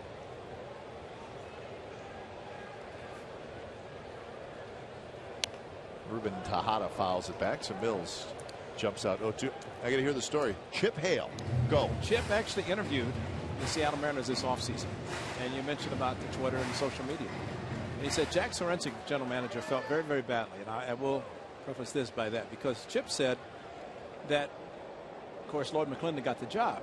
Chip found out on Twitter that he had not gotten the job, that it leaked out, and somehow the social media that it got out. And here is a prospective manager who's interviewed, and he did say Jack Sorensen was apologetic. He said sorry it got out, but that's what happens in the world today, that so many things can get out. And here's a guy who felt very good about the interview, and he's going to manage someday. Chip Hale, I think we all agree, is going to get a chance to manage, and goes through the interview process, and that's the way he found out. Well, it's extremely difficult to, what do you want to say, keep a secret? Oh, yeah, exactly. I mean, exactly. It's just almost impossible to do now. But you know that general managers want to get on the phone and call in this case Chip Hill, and say, Chip, sorry, we've decided to make this decision, instead of having it read. And that's why Chip was very quick to point out that Jack Sorensic felt badly. But Chip also interviewed here with the Mets after Jerry Manuel was fired. He said he interviewed against his current boss, and that's Bob Melvin. And Terry Collins ended up getting the job. And I think we're happy that both are in the green and gold. Manager Bob Melvin and Chip Hale. And a swing and a miss by Ruben Tejada, and that's strikeout number 3 for Brad Mills. And the curveball is working great tonight. Another curveball. He struck out David Wright a couple of innings ago on a high curveball. There was a hanger, but he's thrown it effectively.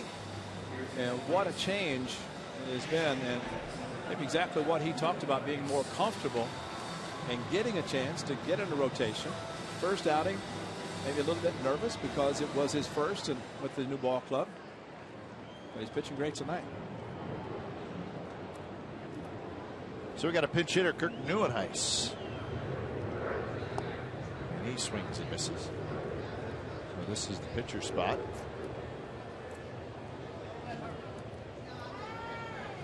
There's no such thing as a long reliever in the National League. In the National League. Not really. Yeah, because Dana Evelyn eating up some innings for the bullpen, but Terry Collins, the manager, even though down by 7, has to look at the possibility of doing something with his offense.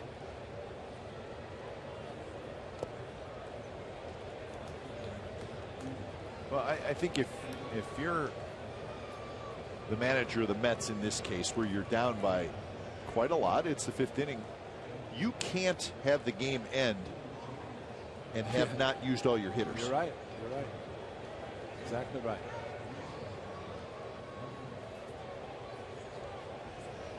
And that's why David Ortiz, the Red Sox, pinched hit on Saturday in a game that the Red Sox were down 2 runs because John Farrell had no place to pinch hit him. And he was not going to have his best hitter. He was hitting for the 8th or 9th place hitter. Yeah, exactly. It was the 9th place. And, once they turned over the lineup, he was not going to hit. Right. And the hitter before him, I think, was the 8th place hitter, did not get on and kind of forced Farrell's hand. Another strikeout for Brad Mills, who is now rolling along.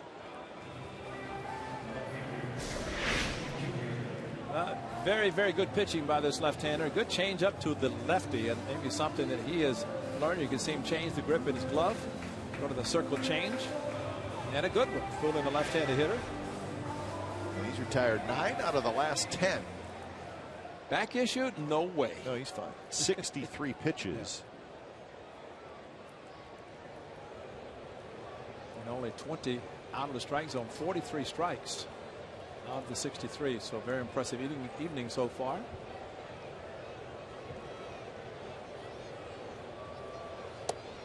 Here's the leadoff man, Eric Young Jr.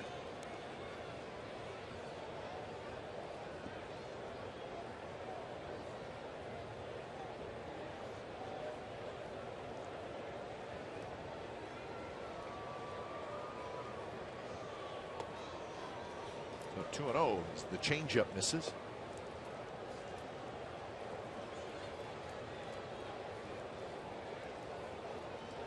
Young with a couple of fly balls, one to center, and then he hit that ball that Reddick reached over and made the catch. Now, if Young hits that ball right now, it's going to hit Mr. Met right in the head, because Mr. Met is standing in the spot. There he is, Mr. Met. Sing it, sing it. You No, got I can't. Oh, he's getting ready to shoot some fans or shoot some T-shirts into the fans.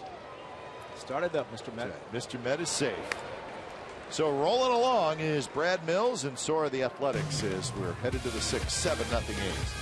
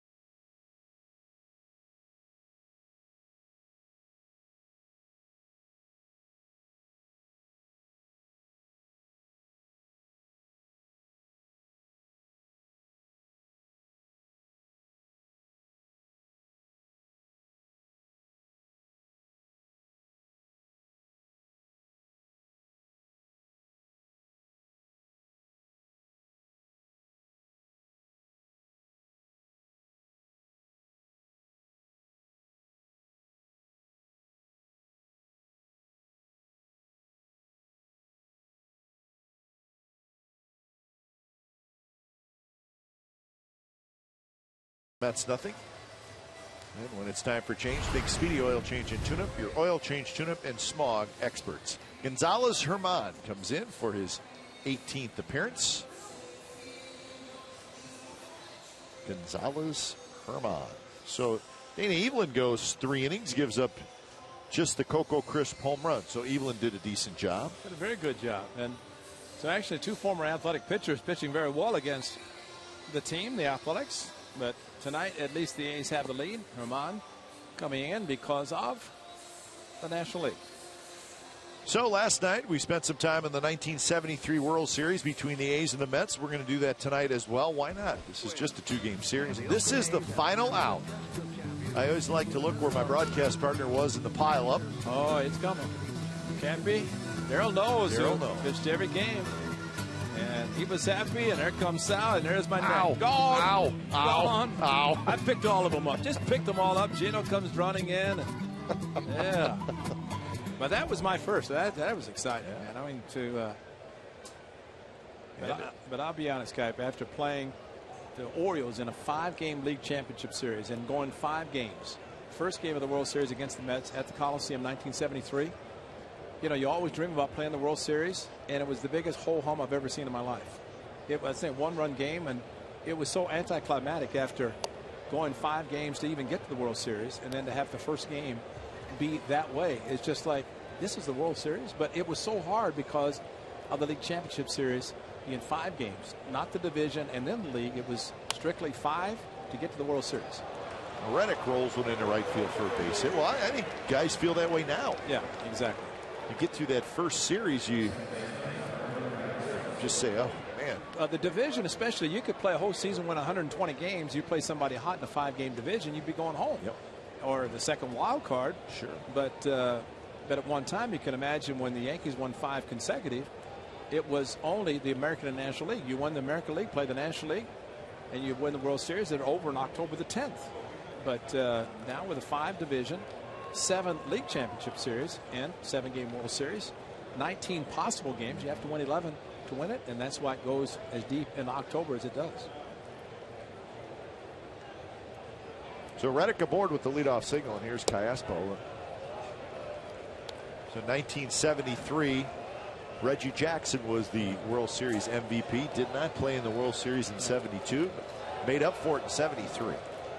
Campy Campaneris also had a tremendous World Series in 73. Dick Green in 74, neither, of course, winning the MVP. So I've had people tell me that Campy could have been the World Series MVP. Yeah. Just as easily as Reggie. And Dick Green, if he had gotten 1 hit, he was 0 for World Series, but unbelievable plays at second base and then 74. So, you know, a lot of it, the voting on, but Reggie came up big in Oakland in the final 2 games for sure. So the A's did not hit a home run in this series till Game 7 when they absolutely had to, and Reggie hit that big 3-run homer right there. That's when he jumped on home plate. See the ivy in the outfield, and yeah, for Reggie missing the World Series, and I was happy for him then. Reddick's going to hustle for third, and he's going to make it. So Herman gives up a hit to Reddick and then a hit to Callaspo, and the A's are at it again here in the 6th.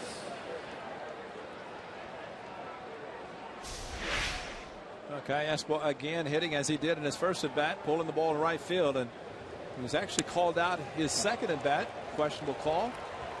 But Granderson's never been blessed with a strong arm, so it's very easy for Reddick to go from first to third. Now this is a National League, I would think, National League situation. First and third, nobody out, pitcher up, and they're probably figuring they would sacrifice the runner to second by the pitcher to bring the leadoff hitter up. As far as right now, that seems what they're playing and how they're playing. First pitch to Mills is a fastball low. We want to talk more about the 73 World Series. See what Brad Mills does in this at bat. We know what he's doing on the mound. 5 shutout innings. Just get an RBI now. Oh. Yeah, might as well have a good night.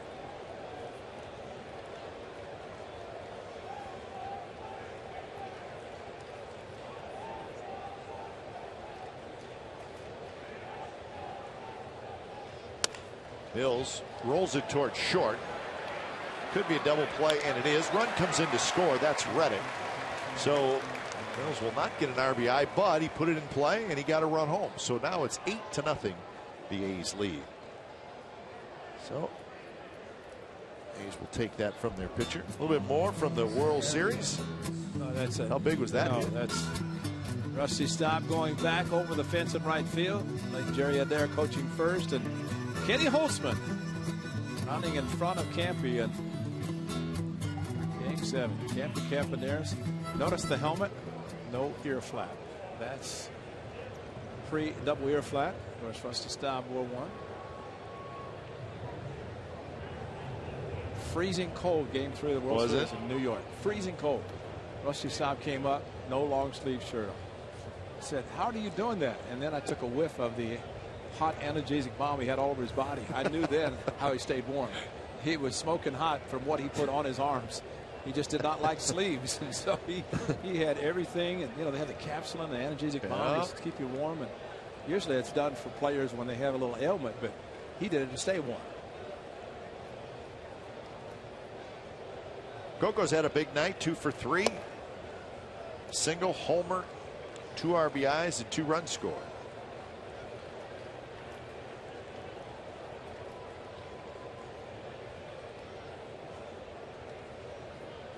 People actually around here, when I got into town last night in the clubhouse, they were talking about the 1988 Mets.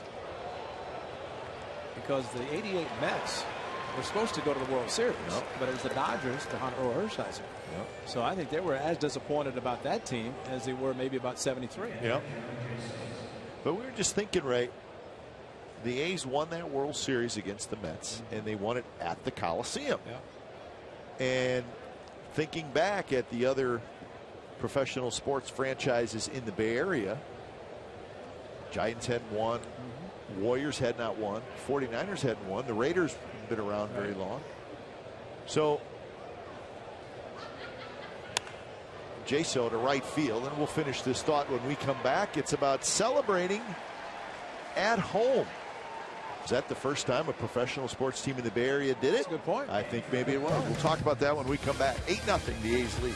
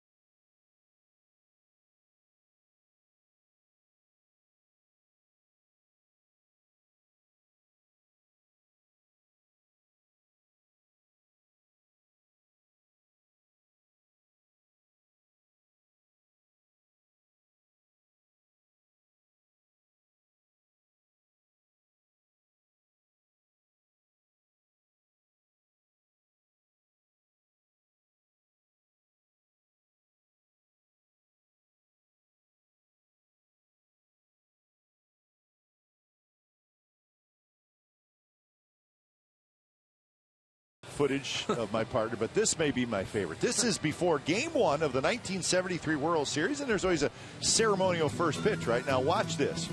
Now Ray throws it back, and Bob Hope drops it, and watch Ray. Look at Ray. Watch Ray. Come on, man. Catch the ball. And Jack Benny caught it on the rebound. That is right there is one of my all-time favorites. So you were busting Bob Hope's chops. He was probably like, who's that guy? That's right. The classic with Jack Benning, because after Bob Hope, I guess, was a little bit upset that I even threw the ball back to him.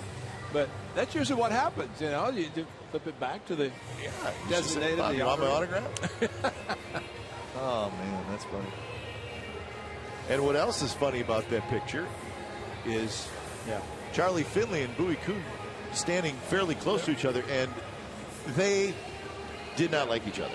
Yeah, and about 3 years later, he would be called a village. Let's see, what was the last part from Charlie Finley whenever it disallowed the sale of Vida Blue, Vida, Joe Rudy, and Raleigh, and right? Raleigh, the three of them. Yeah, those two did not see eye to eye at all. No. Matter of fact, Raleigh Fingers during that 1976, Doug McWilliams, who was around and did all the photographs of all the players and the postcards, we'd send them out, and Doug did a great job. But he has a photograph of Raleigh in a Boston Red Sox uniform. But didn't they walk across the hallway and change uniforms? But they didn't play, because if it played one inning, then would have had to consummate the deal. But because it was called off before, Raleigh, of course, put the uniform on. Hey, take my picture, Doug. And of course, Raleigh has that, and that's a very, very rare photo, because he never played for the Red Sox. So we were talking about celebrating winning a championship in front of the home fans, and I mean, I think 1973 was probably the first time it had happened in the Bay Area. I mean, just thinking about it off the top of our heads, I don't know. Yeah, I think I didn't grow up there, so I can't put another team doing it. Because the Warriors won after that. Nice play by Caspo, throws out Murphy. Yeah, the Warriors was a couple years later. Because the late Bill King broadcast the Warriors World Championship, the Raiders Super Bowl Championship that they came after, and the A's won. But it was, and I know we're talking between innings, and I know where you're going with it. When the series was over, we celebrated the champagne, the everything in the clubhouse, but hey, let's all go to dinner. Sure. The whole gang, everybody. And that's kind of the way the team was throughout the season. And I was blessed, very fortunate to be able to be traded to a championship team that had already won it. And your brother and I both know playing in Cleveland, we didn't win a lot there. So to get a chance to go to Oakland and be a part of the championship for a couple of years, it was a lot of fun. And David Wright has a one-out base hit with the rain starting to come down. So where did you guys go? You know, I wanted to say Francesco's, but they came in 1970, but I think it was an Italian place right on the corner, Hagenberger, and it's not there any longer, but it's between the two. I can't remember. All I remember is that everybody, players and wives, and just ended up having a big. So it would be a silly question to ask you then if Charlie Finley was there. I don't remember Charlie King. I don't think so. I don't remember him being there, to be honest. But Charlie was very good. I mean, he did a lot of things, and I've never seen an owner who had a front office that was minuscule, that when it came to acquiring a player, he would call a general manager and he'd find out all the information, and next thing you know, Darren Johnson, Vic Davalillo, you name it, guys ended up showing up in uniforms. How did you get him? And Charlie make a call and get information and find a way to put him in the green and gold.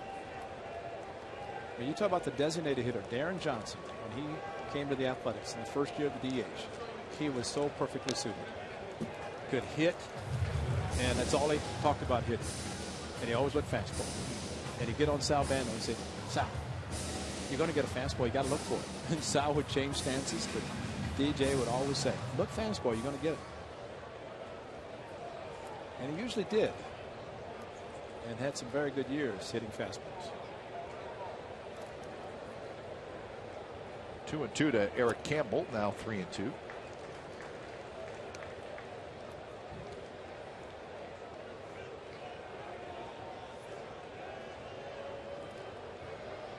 Well, soon after that for the Mets, they hit some hard times. The late 70s were not kind to the Mets, but then when the 80s came, that's when they got good. Yes, they did.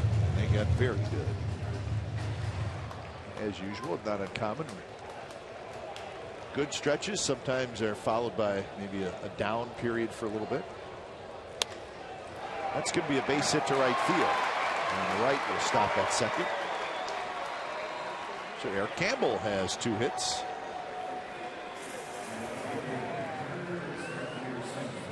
So it rained briefly, and now it looks like it has stopped again.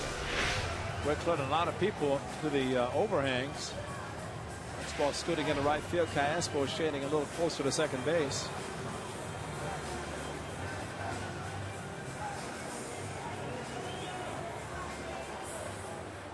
People headed up underneath.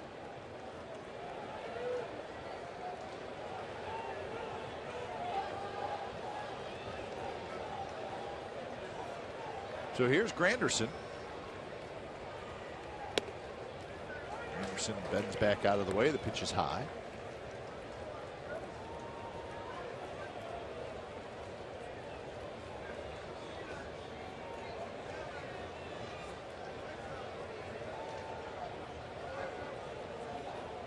Granderson a couple of singles tonight. And he lines one into the glove of Moss. Moss to second. Double play. Moss made a nice play and then turned around and fired it to second base. And they doubled off David Wright. And that's how the bottom of the sixth comes to an end. So a hard hit ball ends up a double play. 8-0 A's after 6.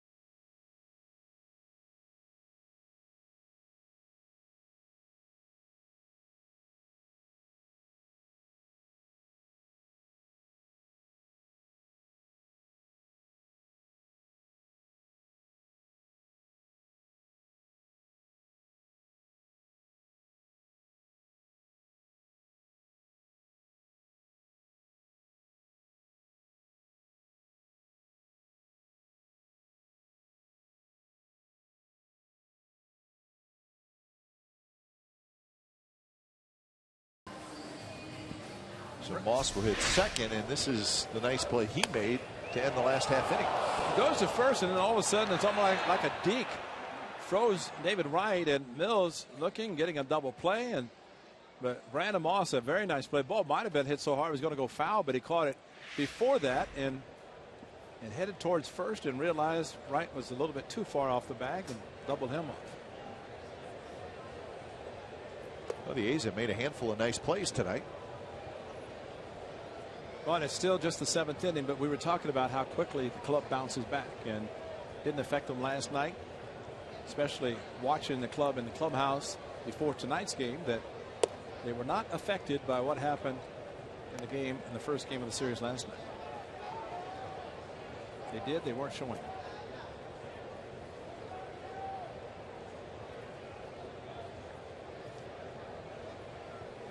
So Gonzalez Herman is into his second inning of work.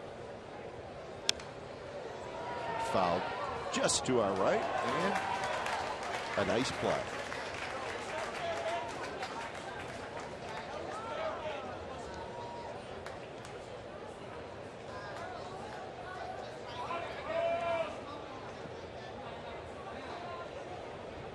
Cespedes 1 for 3 with a bases loaded double.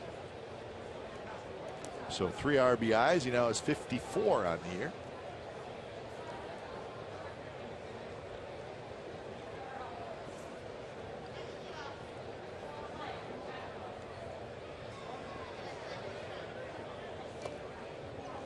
The Twins and the Angels will get underway in just about an hour. That's game 2 of that series. The Angels have won 4 in a row. It'll be Garrett Richards looking for his 8th win for the Angels. They won last night 8-6. So we're going to keep a close eye on the Angels, who are playing very strong baseball.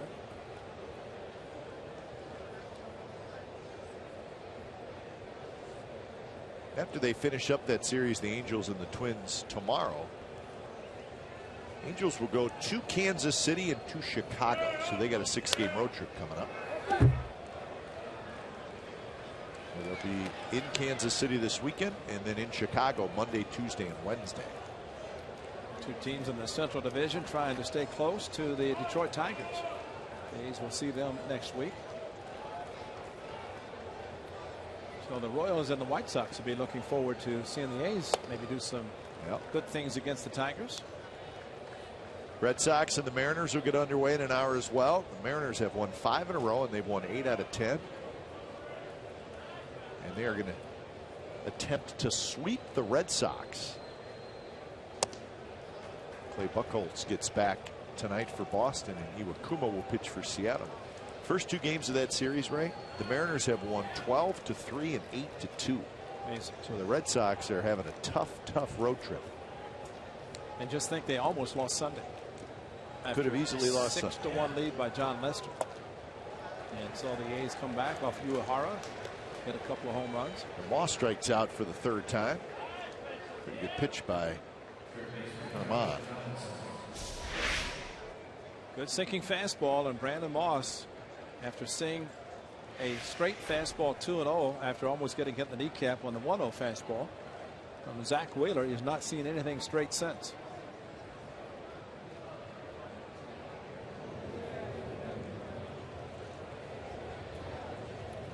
Donaldson takes a bit high. Cap, you know that the Red Sox are playing in Seattle tonight, and you also know that their next series is going to be at Yankee Stadium in New York Friday night. So that means they're going to fly all night tonight, arriving at about rush hour traffic tomorrow morning, heading into the city.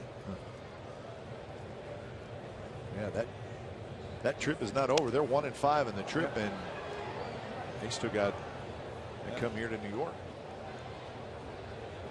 Tigers are at it again. They have a 5-0 lead over the Rangers in the 3rd inning.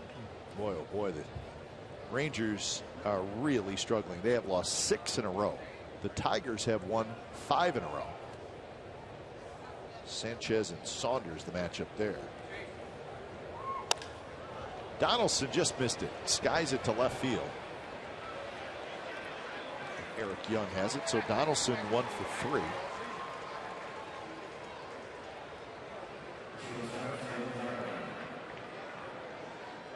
So that'll bring up Lowry.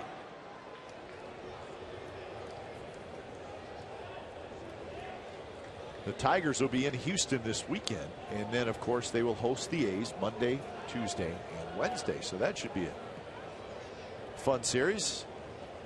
A's and the Tigers in Detroit. I'm sure the Tigers starting to feel a lot better about themselves after leaving Boston. Mechanical problems with the plane and not playing well. Now they're playing well again. Hard hit ball by Lowry, but he's retired. So Lowry 0 for 4. And we have reached the 7th inning stretch from Citi Field. 8-0 A's.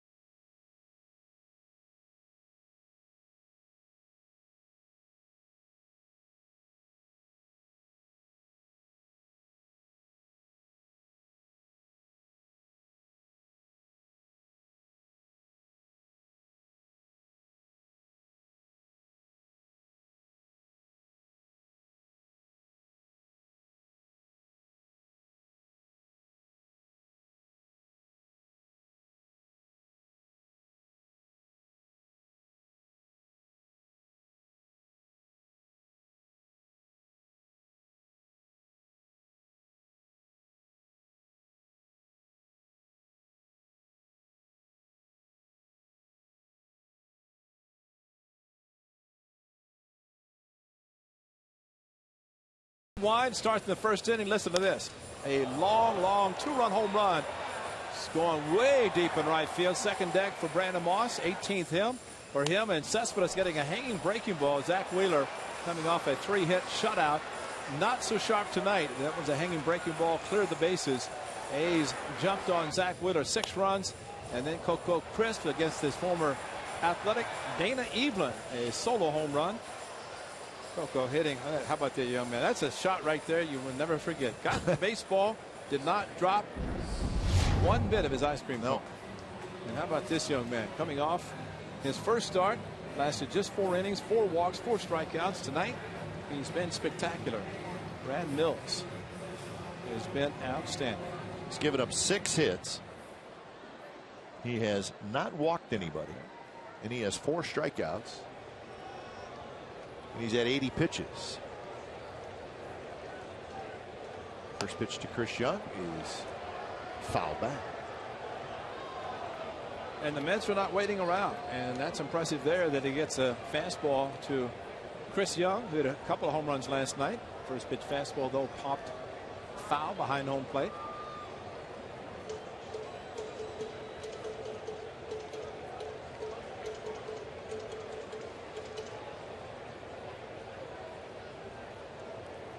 So 0-1 the count. Darno to follow, and then Tejada. 6, 7, and 8 in the Mets lineup. Are you ready for the Miami Marlins? Yeah. See a new ballpark. You just want to see a guy named Stanton. Yep, he's fun to watch. I think when we saw him last time, his name was different. The first name was different. Changed it to Giancarlo. But he hit a rope to right field. A line drive down the right field line, hustling for a double, and it cleared the fence. You talk about a line drive, rope, hose line. So you figure he hits the ball with backspin. Is what Oh, man, he's fun to watch. So we're looking forward to that. Josh Edgen, left-hander, starts to throw. Marlins are a game under 500 coming into tonight's action. That 3-1 changeup, outstanding pitch.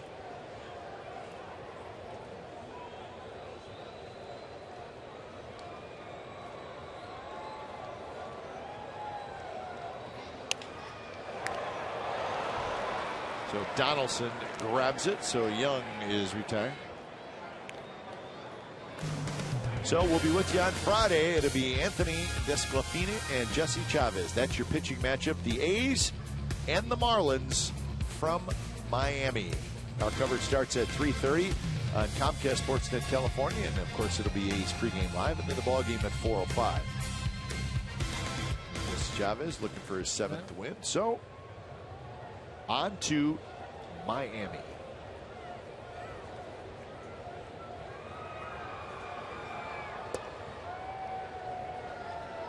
The NL East is kind of an interesting division. Nationals starting to play very good baseball. Braves are always good. Mets are hanging around, and the Phillies are actually starting to play better baseball. Phillies are going to be that we have to make a decision team, because they got Cliff Lee, who people would take in a trade if somebody can absorb the contract. Or Does he have a no trade though? Just wonder if he's maybe in that does. category. Partial, maybe. Yeah. It is possible that he does. So that's the East, and that's who the A's are seeing in interleague play. And you know, it'd be interesting in September. Now I say September, when the Phillies come to the Coliseum for the end of interleague play. Yeah, it's toward the end of the year. Yeah, and similar to what the A's had last year against the Twins, and Otero gets loose, where they did not see the Twins all year until twice in September. By the time you reach September 1st, with the expanded rosters, you may see players, first you don't know them in the first place, and then you see players in the expanded roster. So that will be the case of the Phillies, and like you said, their tough decision come July 31st.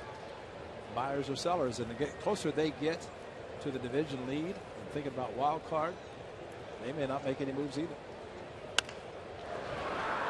Caspo off his glove. He cannot get it. Darno has a base hit. Caspo got a pretty good glove on it, but could not get it to stay in his glove. Took a pretty good angle after it, and curveball hit slowly. A couple of hops, and maybe the dive was just too much. You usually see a guy take an angle like that. He handles the ball on with his feet still planted on the ground, but Gaspar had to leave his feet.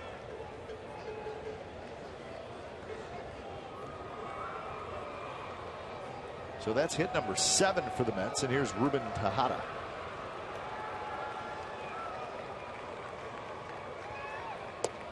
Fastball just a touch inside.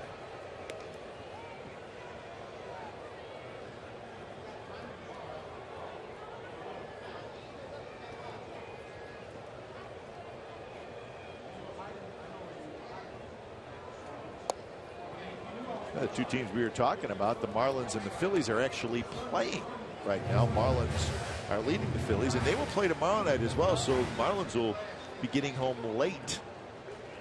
And the A's will have a full off day in Miami. They'll be in Pittsburgh. Terry Collins and his Mets. 1-2 the count to Tejada, who has a single and a strikeout.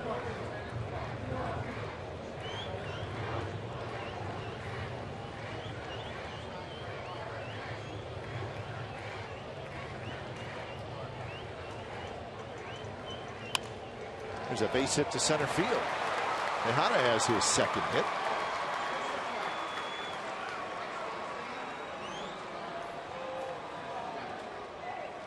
So the pitcher spot's coming up. So big, powerful Lucas Duda's going to hit.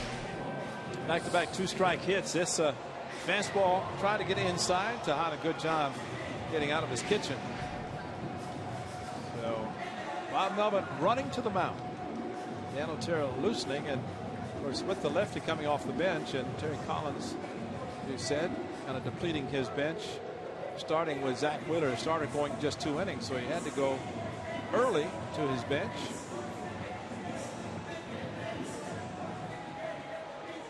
And when Bob Melvin runs the mound, he is not going to pull the pitcher. Bullpens are located in right center field here at Citi Field. It's right next to each other.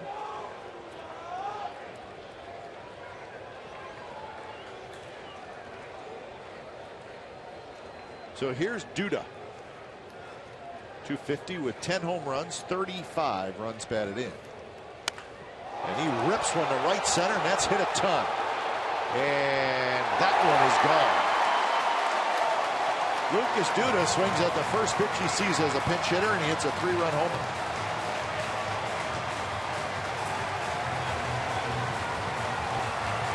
Don't you think he might have been saying, so much for you thinking I can't hit lefties?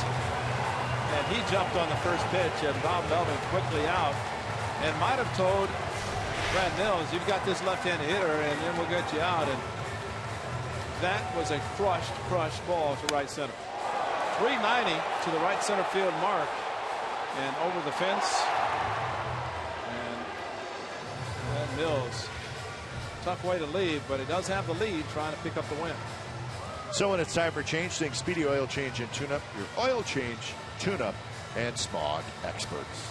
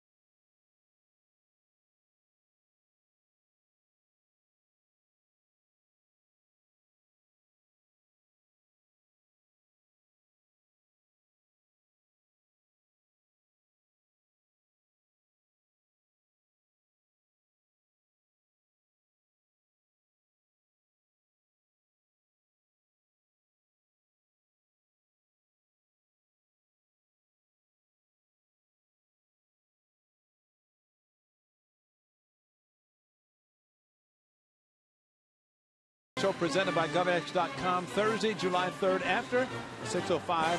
A's versus the Blue Jays game. Get your tickets today at athletics.com/fireworks.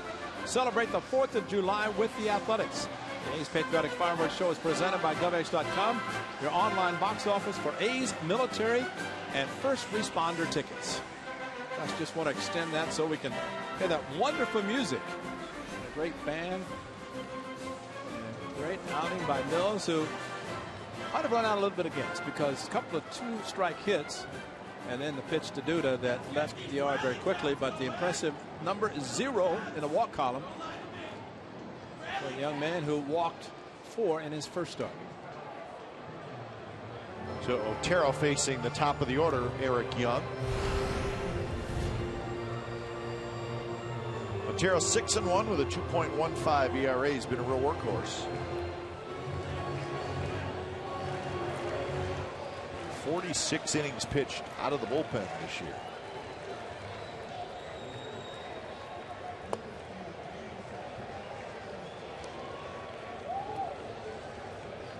Young is hitless tonight after a couple of hits last night, so he's 2 for 8 in the series. And that hit him. Just clipped his jersey, I believe.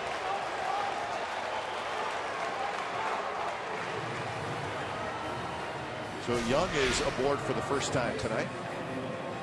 Two-seamer, and there's your bloused uniform, and that's all it got. The tick-tick you heard was a bloused number 22.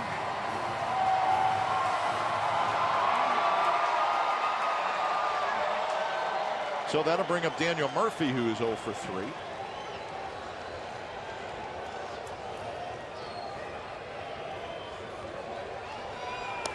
And he takes a first pitch strike. 2 for 7 in the series for Murphy. He scored a run and knocked in a run last night.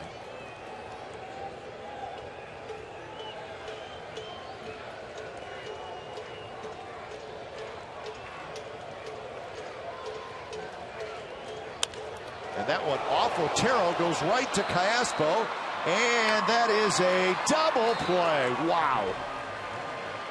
Dan Otero seems to be okay as he heads off the mound, and the inning ends on a very fine double play. 3-run homer for Duda, 8-3.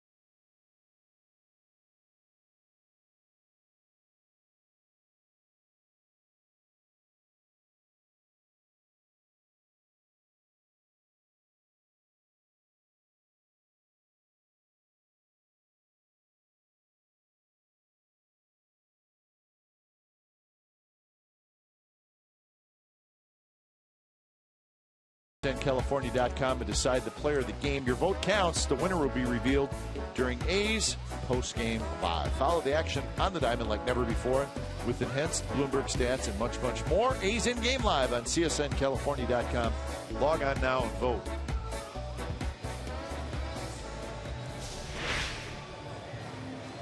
How about this play? Use your glove, slow it down just enough instead of a base hit to center field. So it's a 1, a 4, to 6, a 3. And that's your double play for the night. And they so saying catch it in the webbing. You might have had a double play 1 to 3, but Otero said also might have hit me in the face. So use the glove. That's a double play to end the inning. A rare line drive that Otero. Usually he has the ground balls. When it's time for change, think Speedy Oil Change and Tune-Up, your oil change tune-up and smog experts. The new pitcher for the Mets is the left-hander Josh Edgin. 1-0 with a 1.86 ERA for Edgin. Big fella, 6'1", 245 pounds. So he'll face Reddick, Callaspo, and then the pitcher spot. The first pitch, good swing by Reddick, fouled straight back. So Eric Campbell moves from first base to left field. Lucas Duda, who hit the pinch hit 3-run homer, stays in the game at first.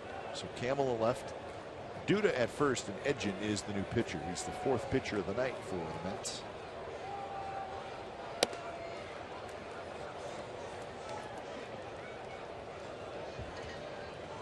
Zach Wheeler for 2 innings, Dana Evelyn for 3, Gonzalez Herman for 2, and now Edgin.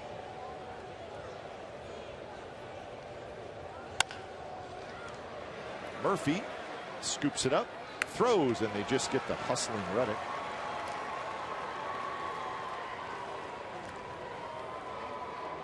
Just looking at the schedule, Ray, and after the off day tomorrow in Miami, the A's will play 17 consecutive games, or 17 consecutive days, I should say, leading right up to the All-Star break. So then look forward to the 4-day break. Yeah. And some of the players will. Some will be heading to Minneapolis. Or I say some, at least. We hope that it's plural. But it's nice that past few years they spent a 4-day All-Star break. These will finish in Seattle on Sunday, resume play at the Coliseum on the Friday following the break. Will Derek Norris be an All-Star? He's in the conversation. That's a start. Good fastball there, outside corner, 1-1 count. Well, if you hear a loud noise coming from Kansas, you know that he made it, because Derek's family will be cheering loudly.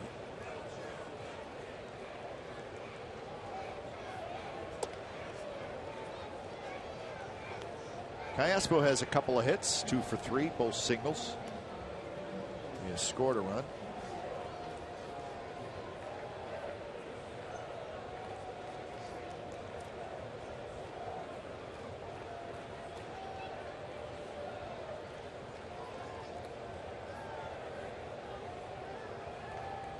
Right even with the bag at third, and Callaspo bounces it off his foot.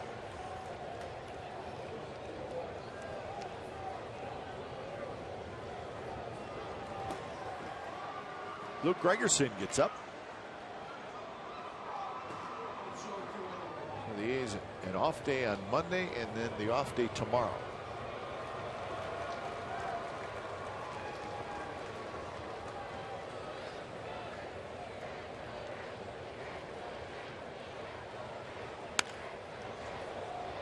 To right field, where Granderson backs up, and he's got it. Not on Sunday, Coliseum, and scary. And Derek Norris has been hit at the top of the head a few times, but this one got him in the side, just below the temple and the jaw. And he had to be taken to the hospital. As he said, they did a CAT scan, they did an X-ray, did a lot of things, and he said even today, his chewing of food is, he feels it. And, really? Yeah, his jaw, left jaw is still really hurts. And I thought some of Bob Melvin's comments about maybe it should be a penalty. He was very vocal about that with catchers. He did not just the A's catchers, Derek Norris in particular, but catchers in general who've been hit not so much by foul balls, but by bats and the extensions. And he said, I don't know. He said he would not be the one to determine that, but it's scary because you get hit with a bat on a follow through, In the case of Derek Norris getting side of the face. And wearing the helmet and the mask, but there's still parts that are open, visible, that makes it very scary. Gentry is hitting for Otero.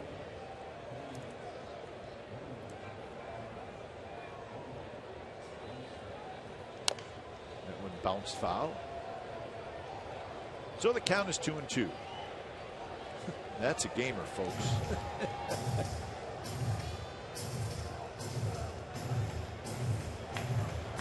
Yeah, he's been to a few Mets games in his. Is that a selfie? I'm good, aren't I?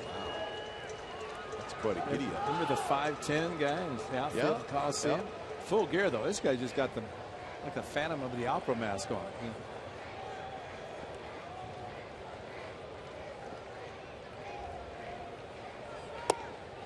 And Gentry goes around. Could not hold up. So Josh Edgin has a 3-up, 3-down inning. The bottom of the 8th is coming up, and the A's lead 8-3.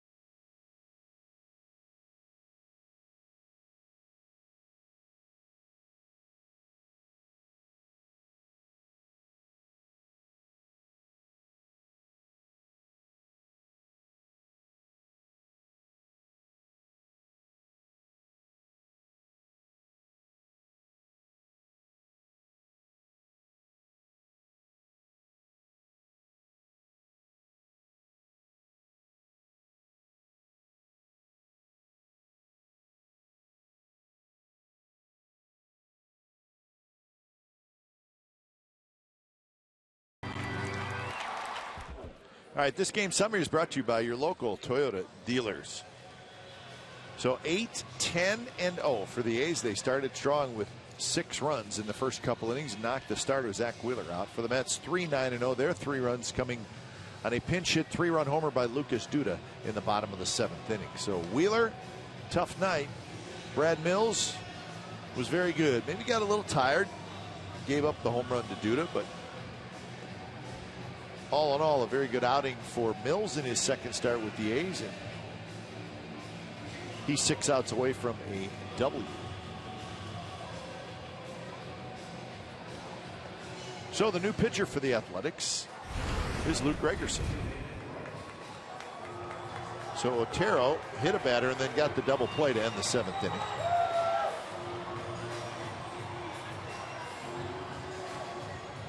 So Gregerson takes over here in the bottom of the 8th.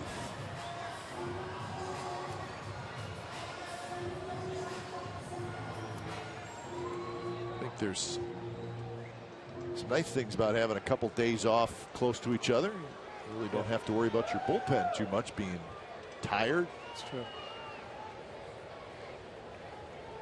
Gregerson hasn't pitched since Saturday. So I'm sure Bob Melvin said, you know what, I'm going to get Luke Gregerson in the game. And Dan Otero threw 3 pitches, or make it 4 pitches, and you figure it'd stay in, but you're right. Got a chance to pinch hit, get Gentry in that bat, and Gregerson coming into the 8th inning.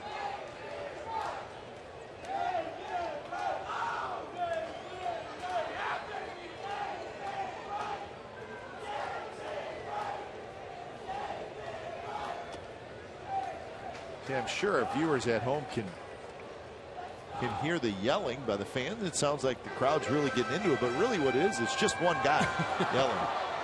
right in front of us, and that's the guy. And he's making enough noise for really pretty much the whole second level. But he's into it. I'll give him that. Into it. And you know, he'd probably fit perfectly in the right field bleacher because I believe in Stephen Vogt. Yeah, he's yelling, David Wright. Yeah. So.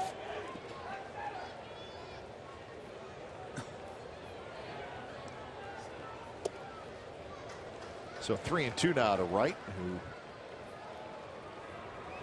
who is, as you can imagine, extremely popular among Mets fans. Well, it helps when you say, hey, I want to stay here. Yeah, it's true. And they gave him a nice long-term contract, gave him an 8-year deal. So this is the second year of David Wright's 8-year contract through 2020. 8 years, $138 million. So I'd stay. Yeah, I was going to say there's other reasons why he stayed as well. Those three numbers, 138. But he also won the face-off against Eric Sogard. Yeah, you know, we still haven't gotten over that. Yeah, he's the face of baseball, and Eric Sogard. Matter of fact, they made posters about the captain and the nerd power. The captain, the face. Squaring off. Was that in spring training, right? Yeah, it was in spring, and David Wright won. But they do love him here. Those are ranks in Mets history. He's got the most hits in Mets history. How about that? Home runs and games. Is it Piazza has the most home runs? You would think. Yeah. But David Wright will spend his entire career in a Mets uniform. Probably has a no trade clause, and they wouldn't want to trade him anyway. To deep right center, but room for Coco Crisp. And that's the first out. Well, this guy was pretty popular in New York as well. Darryl Strawberry. What a talent.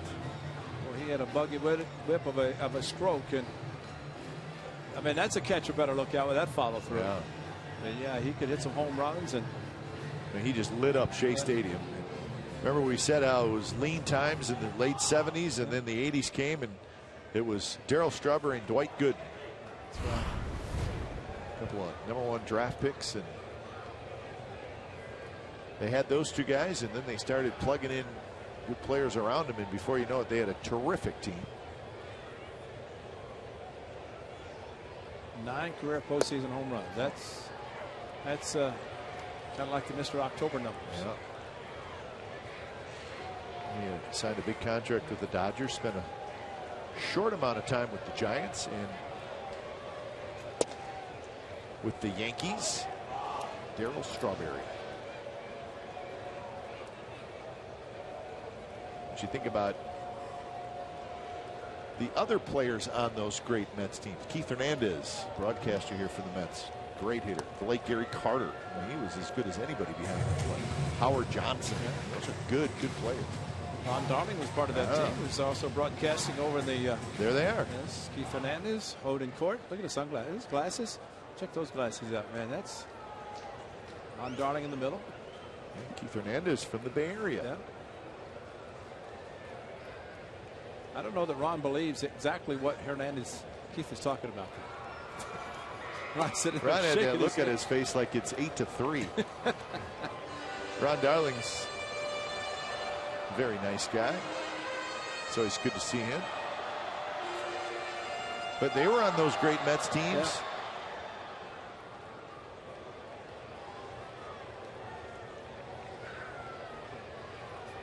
Swing and a miss as Campbell strikes out. That's that good Gregerson slider.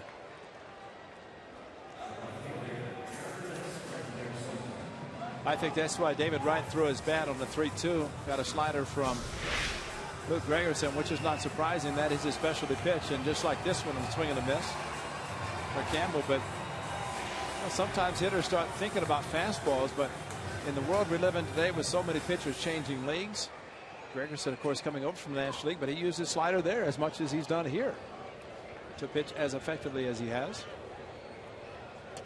Maybe David Wright thought he should have hit the ball farther than he did.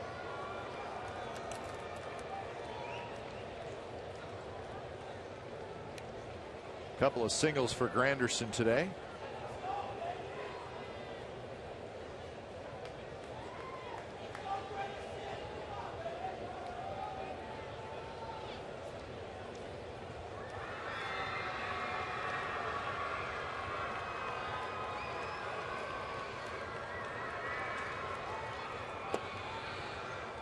Like a changeup that dropped low.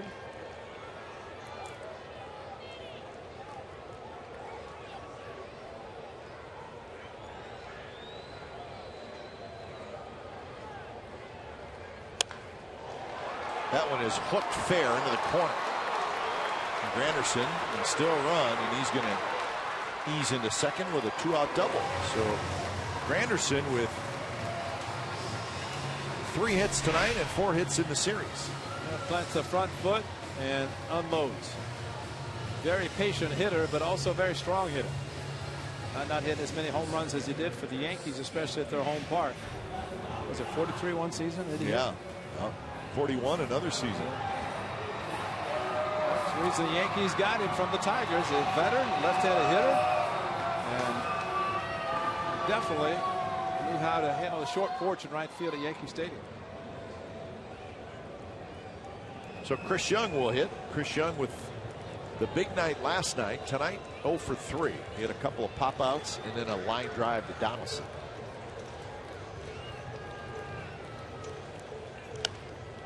It's jammed there.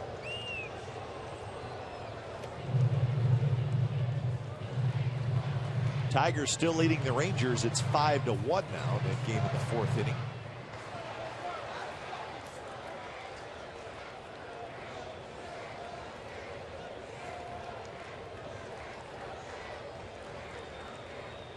Bartolo's going to rest for 4 days. Yeah, and he can enjoy himself. Thinking maybe he's getting that lineup card signed for every win leading up to 200. He's that close. Say 196. Yeah, 97. 97 now. Yeah, that could be it. There are hitters who have approached 3,000 hits. At last 20 to 30 had gotten every hit leading up to 3,000. Everybody talks about the hit. There's the number of home runs and the hits, but why not accumulate the baseballs leading up to it?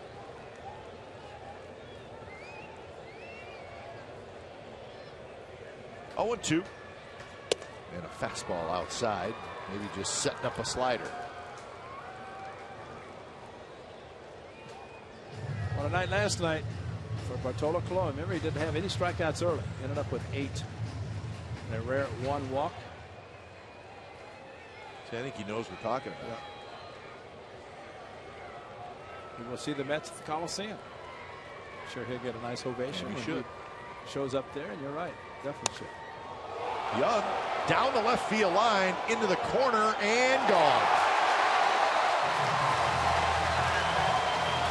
Chris Young lofted one down the left field line, and the wall gets fairly short down there. And now it's 8-5. And that just got Sean Doolittle in the game. Whether he's going to pitch or not, I would say he's available for 9th inning. And you know, look, Chris Young 2 home runs last night and 1 tonight. Change up, slider, slider. What does that tell you? He's not hit the fastballs, but he's hit the sliders. Hit the curveball last year in Houston in the 9th inning with 2 outs, 2 on. So pretty good chance the scouting report on him is soft, and he'll hit it. Throw hard, and he won't. And that's what happened tonight.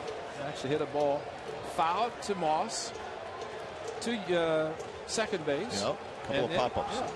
So, and those were on fastballs. So all of a sudden an 8-0, now 8-5 with a 2-out hit by Granderson and a 2-out home run by Chris Young. Mets have hit 6 home runs in this series, and coming into this series, the A's had allowed the fewest home runs in the American League, but they've given them up in these 2 games here in New York. This is Travis d'Arnaud, and it's 2-0. Ruben Tejada is the on-deck hitter. So Duda with a 3-run homer in the 7th. Young with a 2-run homer here in the 8th.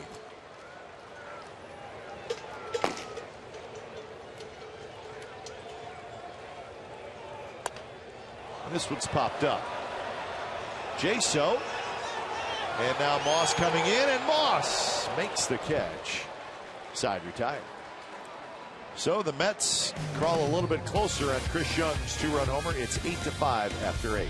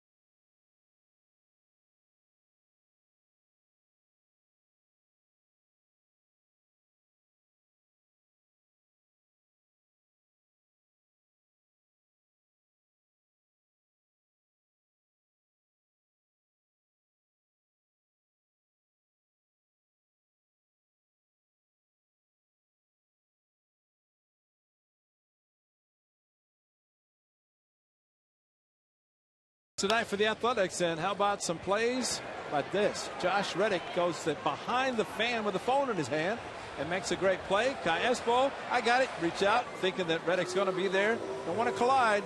Reddick was there for the rebound, but he was able to make the play. And a double play, nicely turned by Brandon Moss. Looked to first, deep right at second, and got a 3-6 double play. Brandon Moss, of course, got the A's on the board with a monster home run in the first inning. And Brandon Moss, of course, the A's probably don't like the 5 in the Mets spot, because at one time it was a 0 and a below double figures in hits. That has changed, and A's at the 3-run lead, and that does mean Dr. Doolittle is loosening up in the bullpen. So the new pitcher is Jairus Familia. 1-2 with a 2.39 ERA. He's the 5th pitcher of the night for the Mets. Jairus Familia. So he'll face the top of the order in Coco Chris.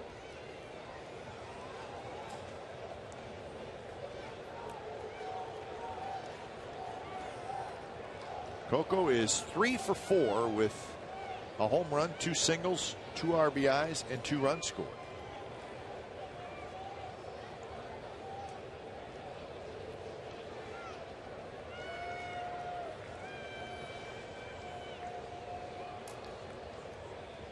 So Familia's first pitch to Coco. He swings and misses, and you don't see Coco do that very often.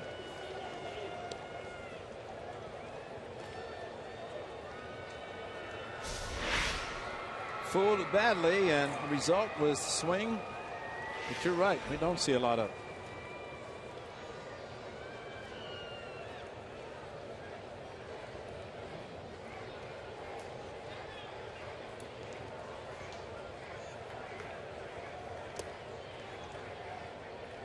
So 1-1 the count to Coco Chris. The Mets have actually out-hit the A's 11-10. A couple of big hits. Cespedes with the 3-run double, and Moss with a home run. Coco with a home run.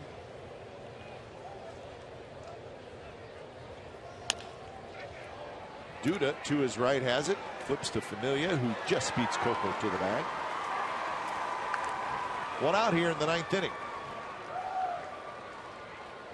Amazing thing about interleague play, you get so familiar in your own league. I'm sure the National League people feel the same way, but then all of a sudden, your American League team, you start facing teams from the National League and seeing names. You do a great job of pronouncing them, too. You've been outstanding. Thank you. Because it's just names you just don't regularly regularly. No, you may see them occasionally in a box score, but you don't. Yeah. And then the double switch, and then pitchers hitting, of course, and not so much a double switch tonight, just strictly pinch hitting for the pitcher, bringing a new one in. Terry Collins depleting his bullpen tonight. And Jaso with a broken bat single. So Jaso is 2 for 4. He'll take it. Started the game hitting the first pitch fastball, and his last at bat, or at least he hopes is his last at bat. He does not want to see the Mets tie the game in the 9th inning, so swings at the first pitch. Tejada just could not handle the slicing line drive. So here's Cespedes. Reached on a fielder's choice and scored a run in the first. The 3-run double in the second. Grounded out in the 4th and walked in the 7th.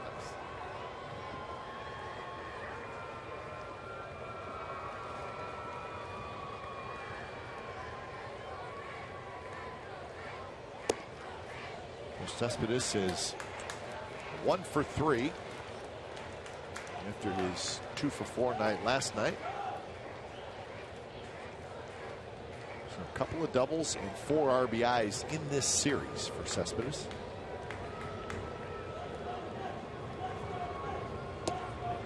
Good pitch there on the outside corner, clocked at 97 miles an hour.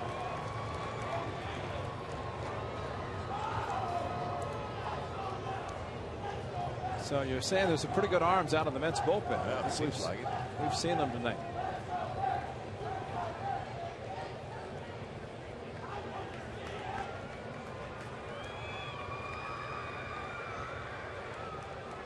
Short lead for Jaso, and the pitch is in the dirt.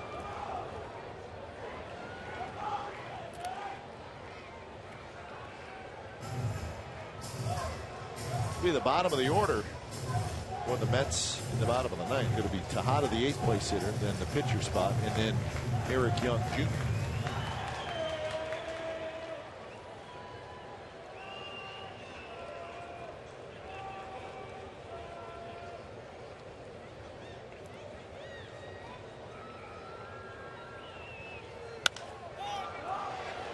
Into the bat, down the right field line, and it's going to be dropped by Murphy. He made a heck of an effort. Went into a slide, and he almost caught it. He's upset that he didn't, but a lot of congestion, and then had to go to the slide because of Duda. Duda a little bit bigger. That would been a pretty good matchup, I guess, between Duda and Murphy. Murphy had to take his eye off the ball to avoid Duda, who was coming after the ball also.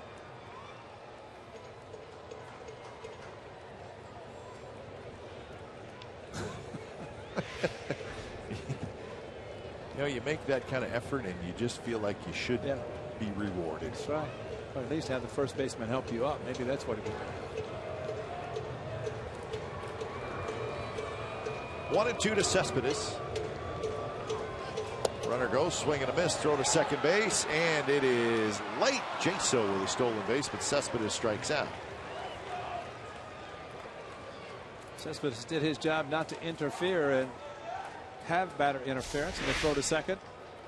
Jaso head down all the way with a straight steal, swing and a miss, and Cespedes did the best thing. He ducked.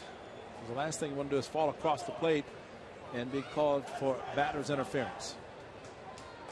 See, unfortunately, Cespedes does that when a runner's stealing third. He drops down, having a straight shot for the catcher to throw the third, where he should be standing up, but that time maybe trying to avoid the interference. So here's Moss, who takes a close pitch call the ball. Second steal for Jaso.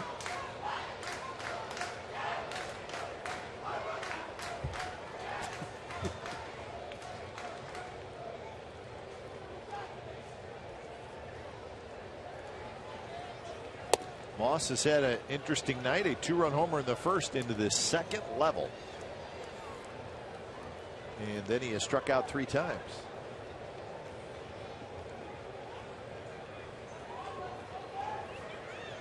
There's no question Doolittle's ready. He's been out there for a while.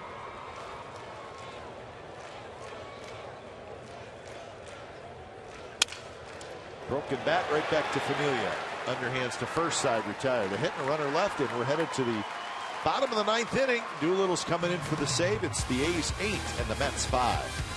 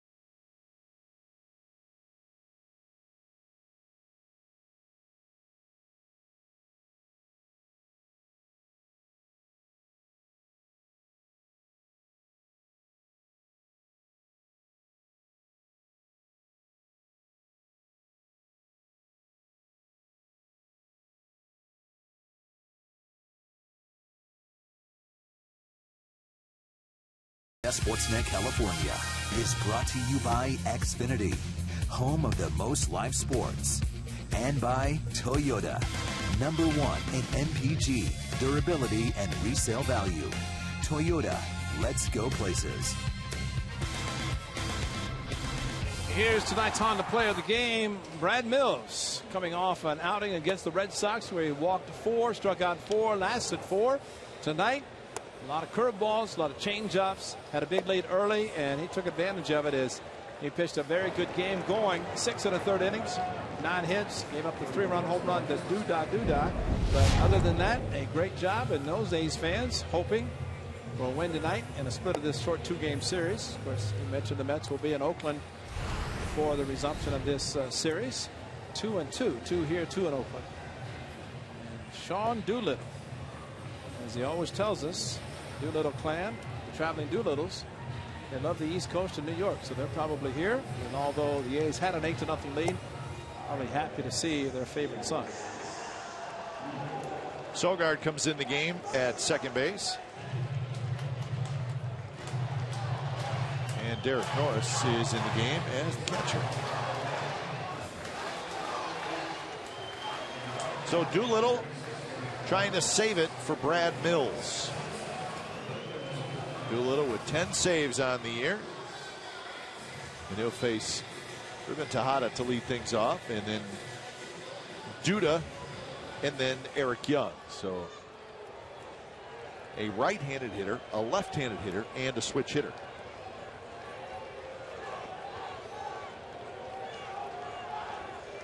So Doolittle's ready, and his first pitch to Ruben Tejada is a fastball strike.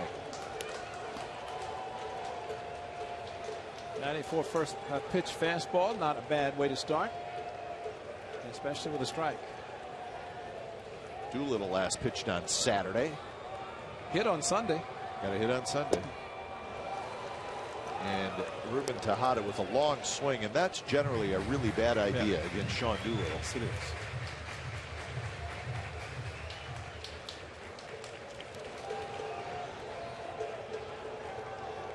So 0-2.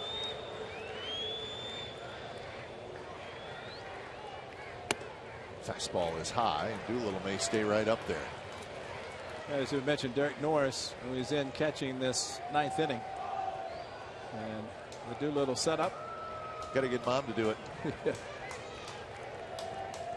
3 out of 4. Fastball a bit high, and now it's 2-2.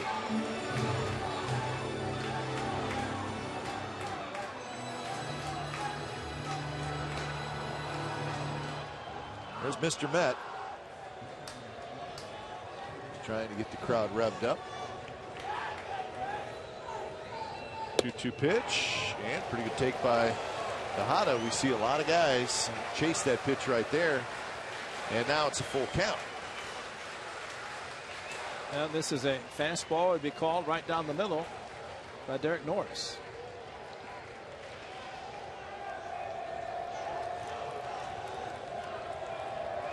And the pitch is strike three call.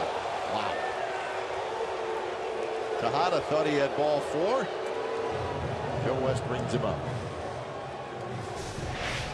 Well, Derek Norris wanted it down the middle, a little bit towards the outside, and Big Joe. I guess you could say Tejada is shocked. Wow. Well, delayed reaction by one of them, but not the same result. First pitch, fastball for a strike to Duda.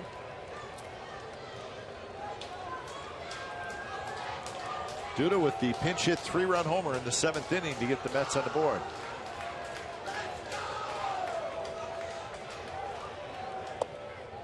Takes the slider low, 1-1 the count.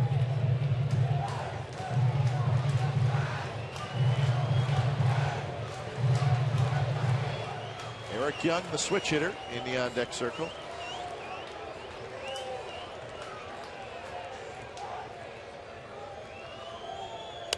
This one's hit high and foul. It is not Eric Young. It's our old friend Anthony Recker.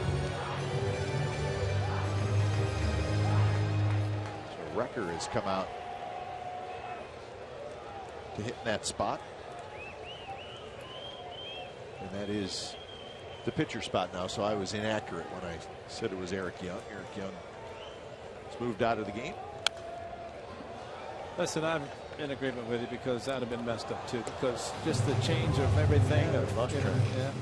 I didn't even put the pitcher spot in there because I just figured it's the American League. They put them straight up.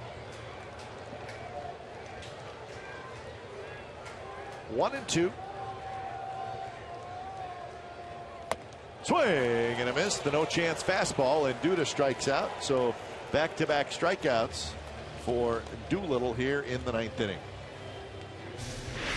Anthony Recker, former catcher, gets his first at bat after Duda just goes through and cannot handle the high fastball. And he took a slider, but as far as the fastball, got to hit against Mills, a 3-run home run, his last pitch, but could not catch up the good fastball from Duda. So Recker steps in.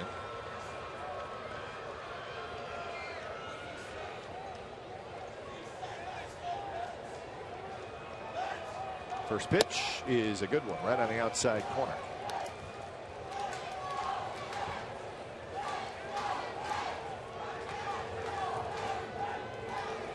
Strikeout leaders in Major League Baseball for the relievers.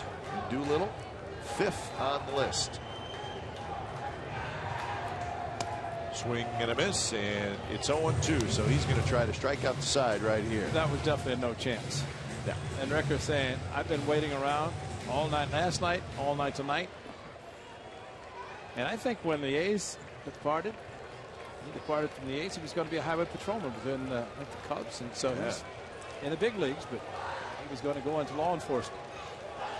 See what he does with about a 94 fastball. Here it is, no chance, swing and a miss, and Doolittle strikes out the side in the 9th. So he gets the save in style, and Brad Mills gets the win. So give Mills the win, give Doolittle his 11th save as the A's score a bunch early and then hang on. And when it's all said and done, the A's and the Mets split this 2-game series here in New York. Final score tonight, the Athletics 8 and the Mets 5. You've been watching Oakland A's baseball on Comcast Sportsnet California. Don't go away. A's post-game live with Brody Brazil and Carney Lansford starts right now.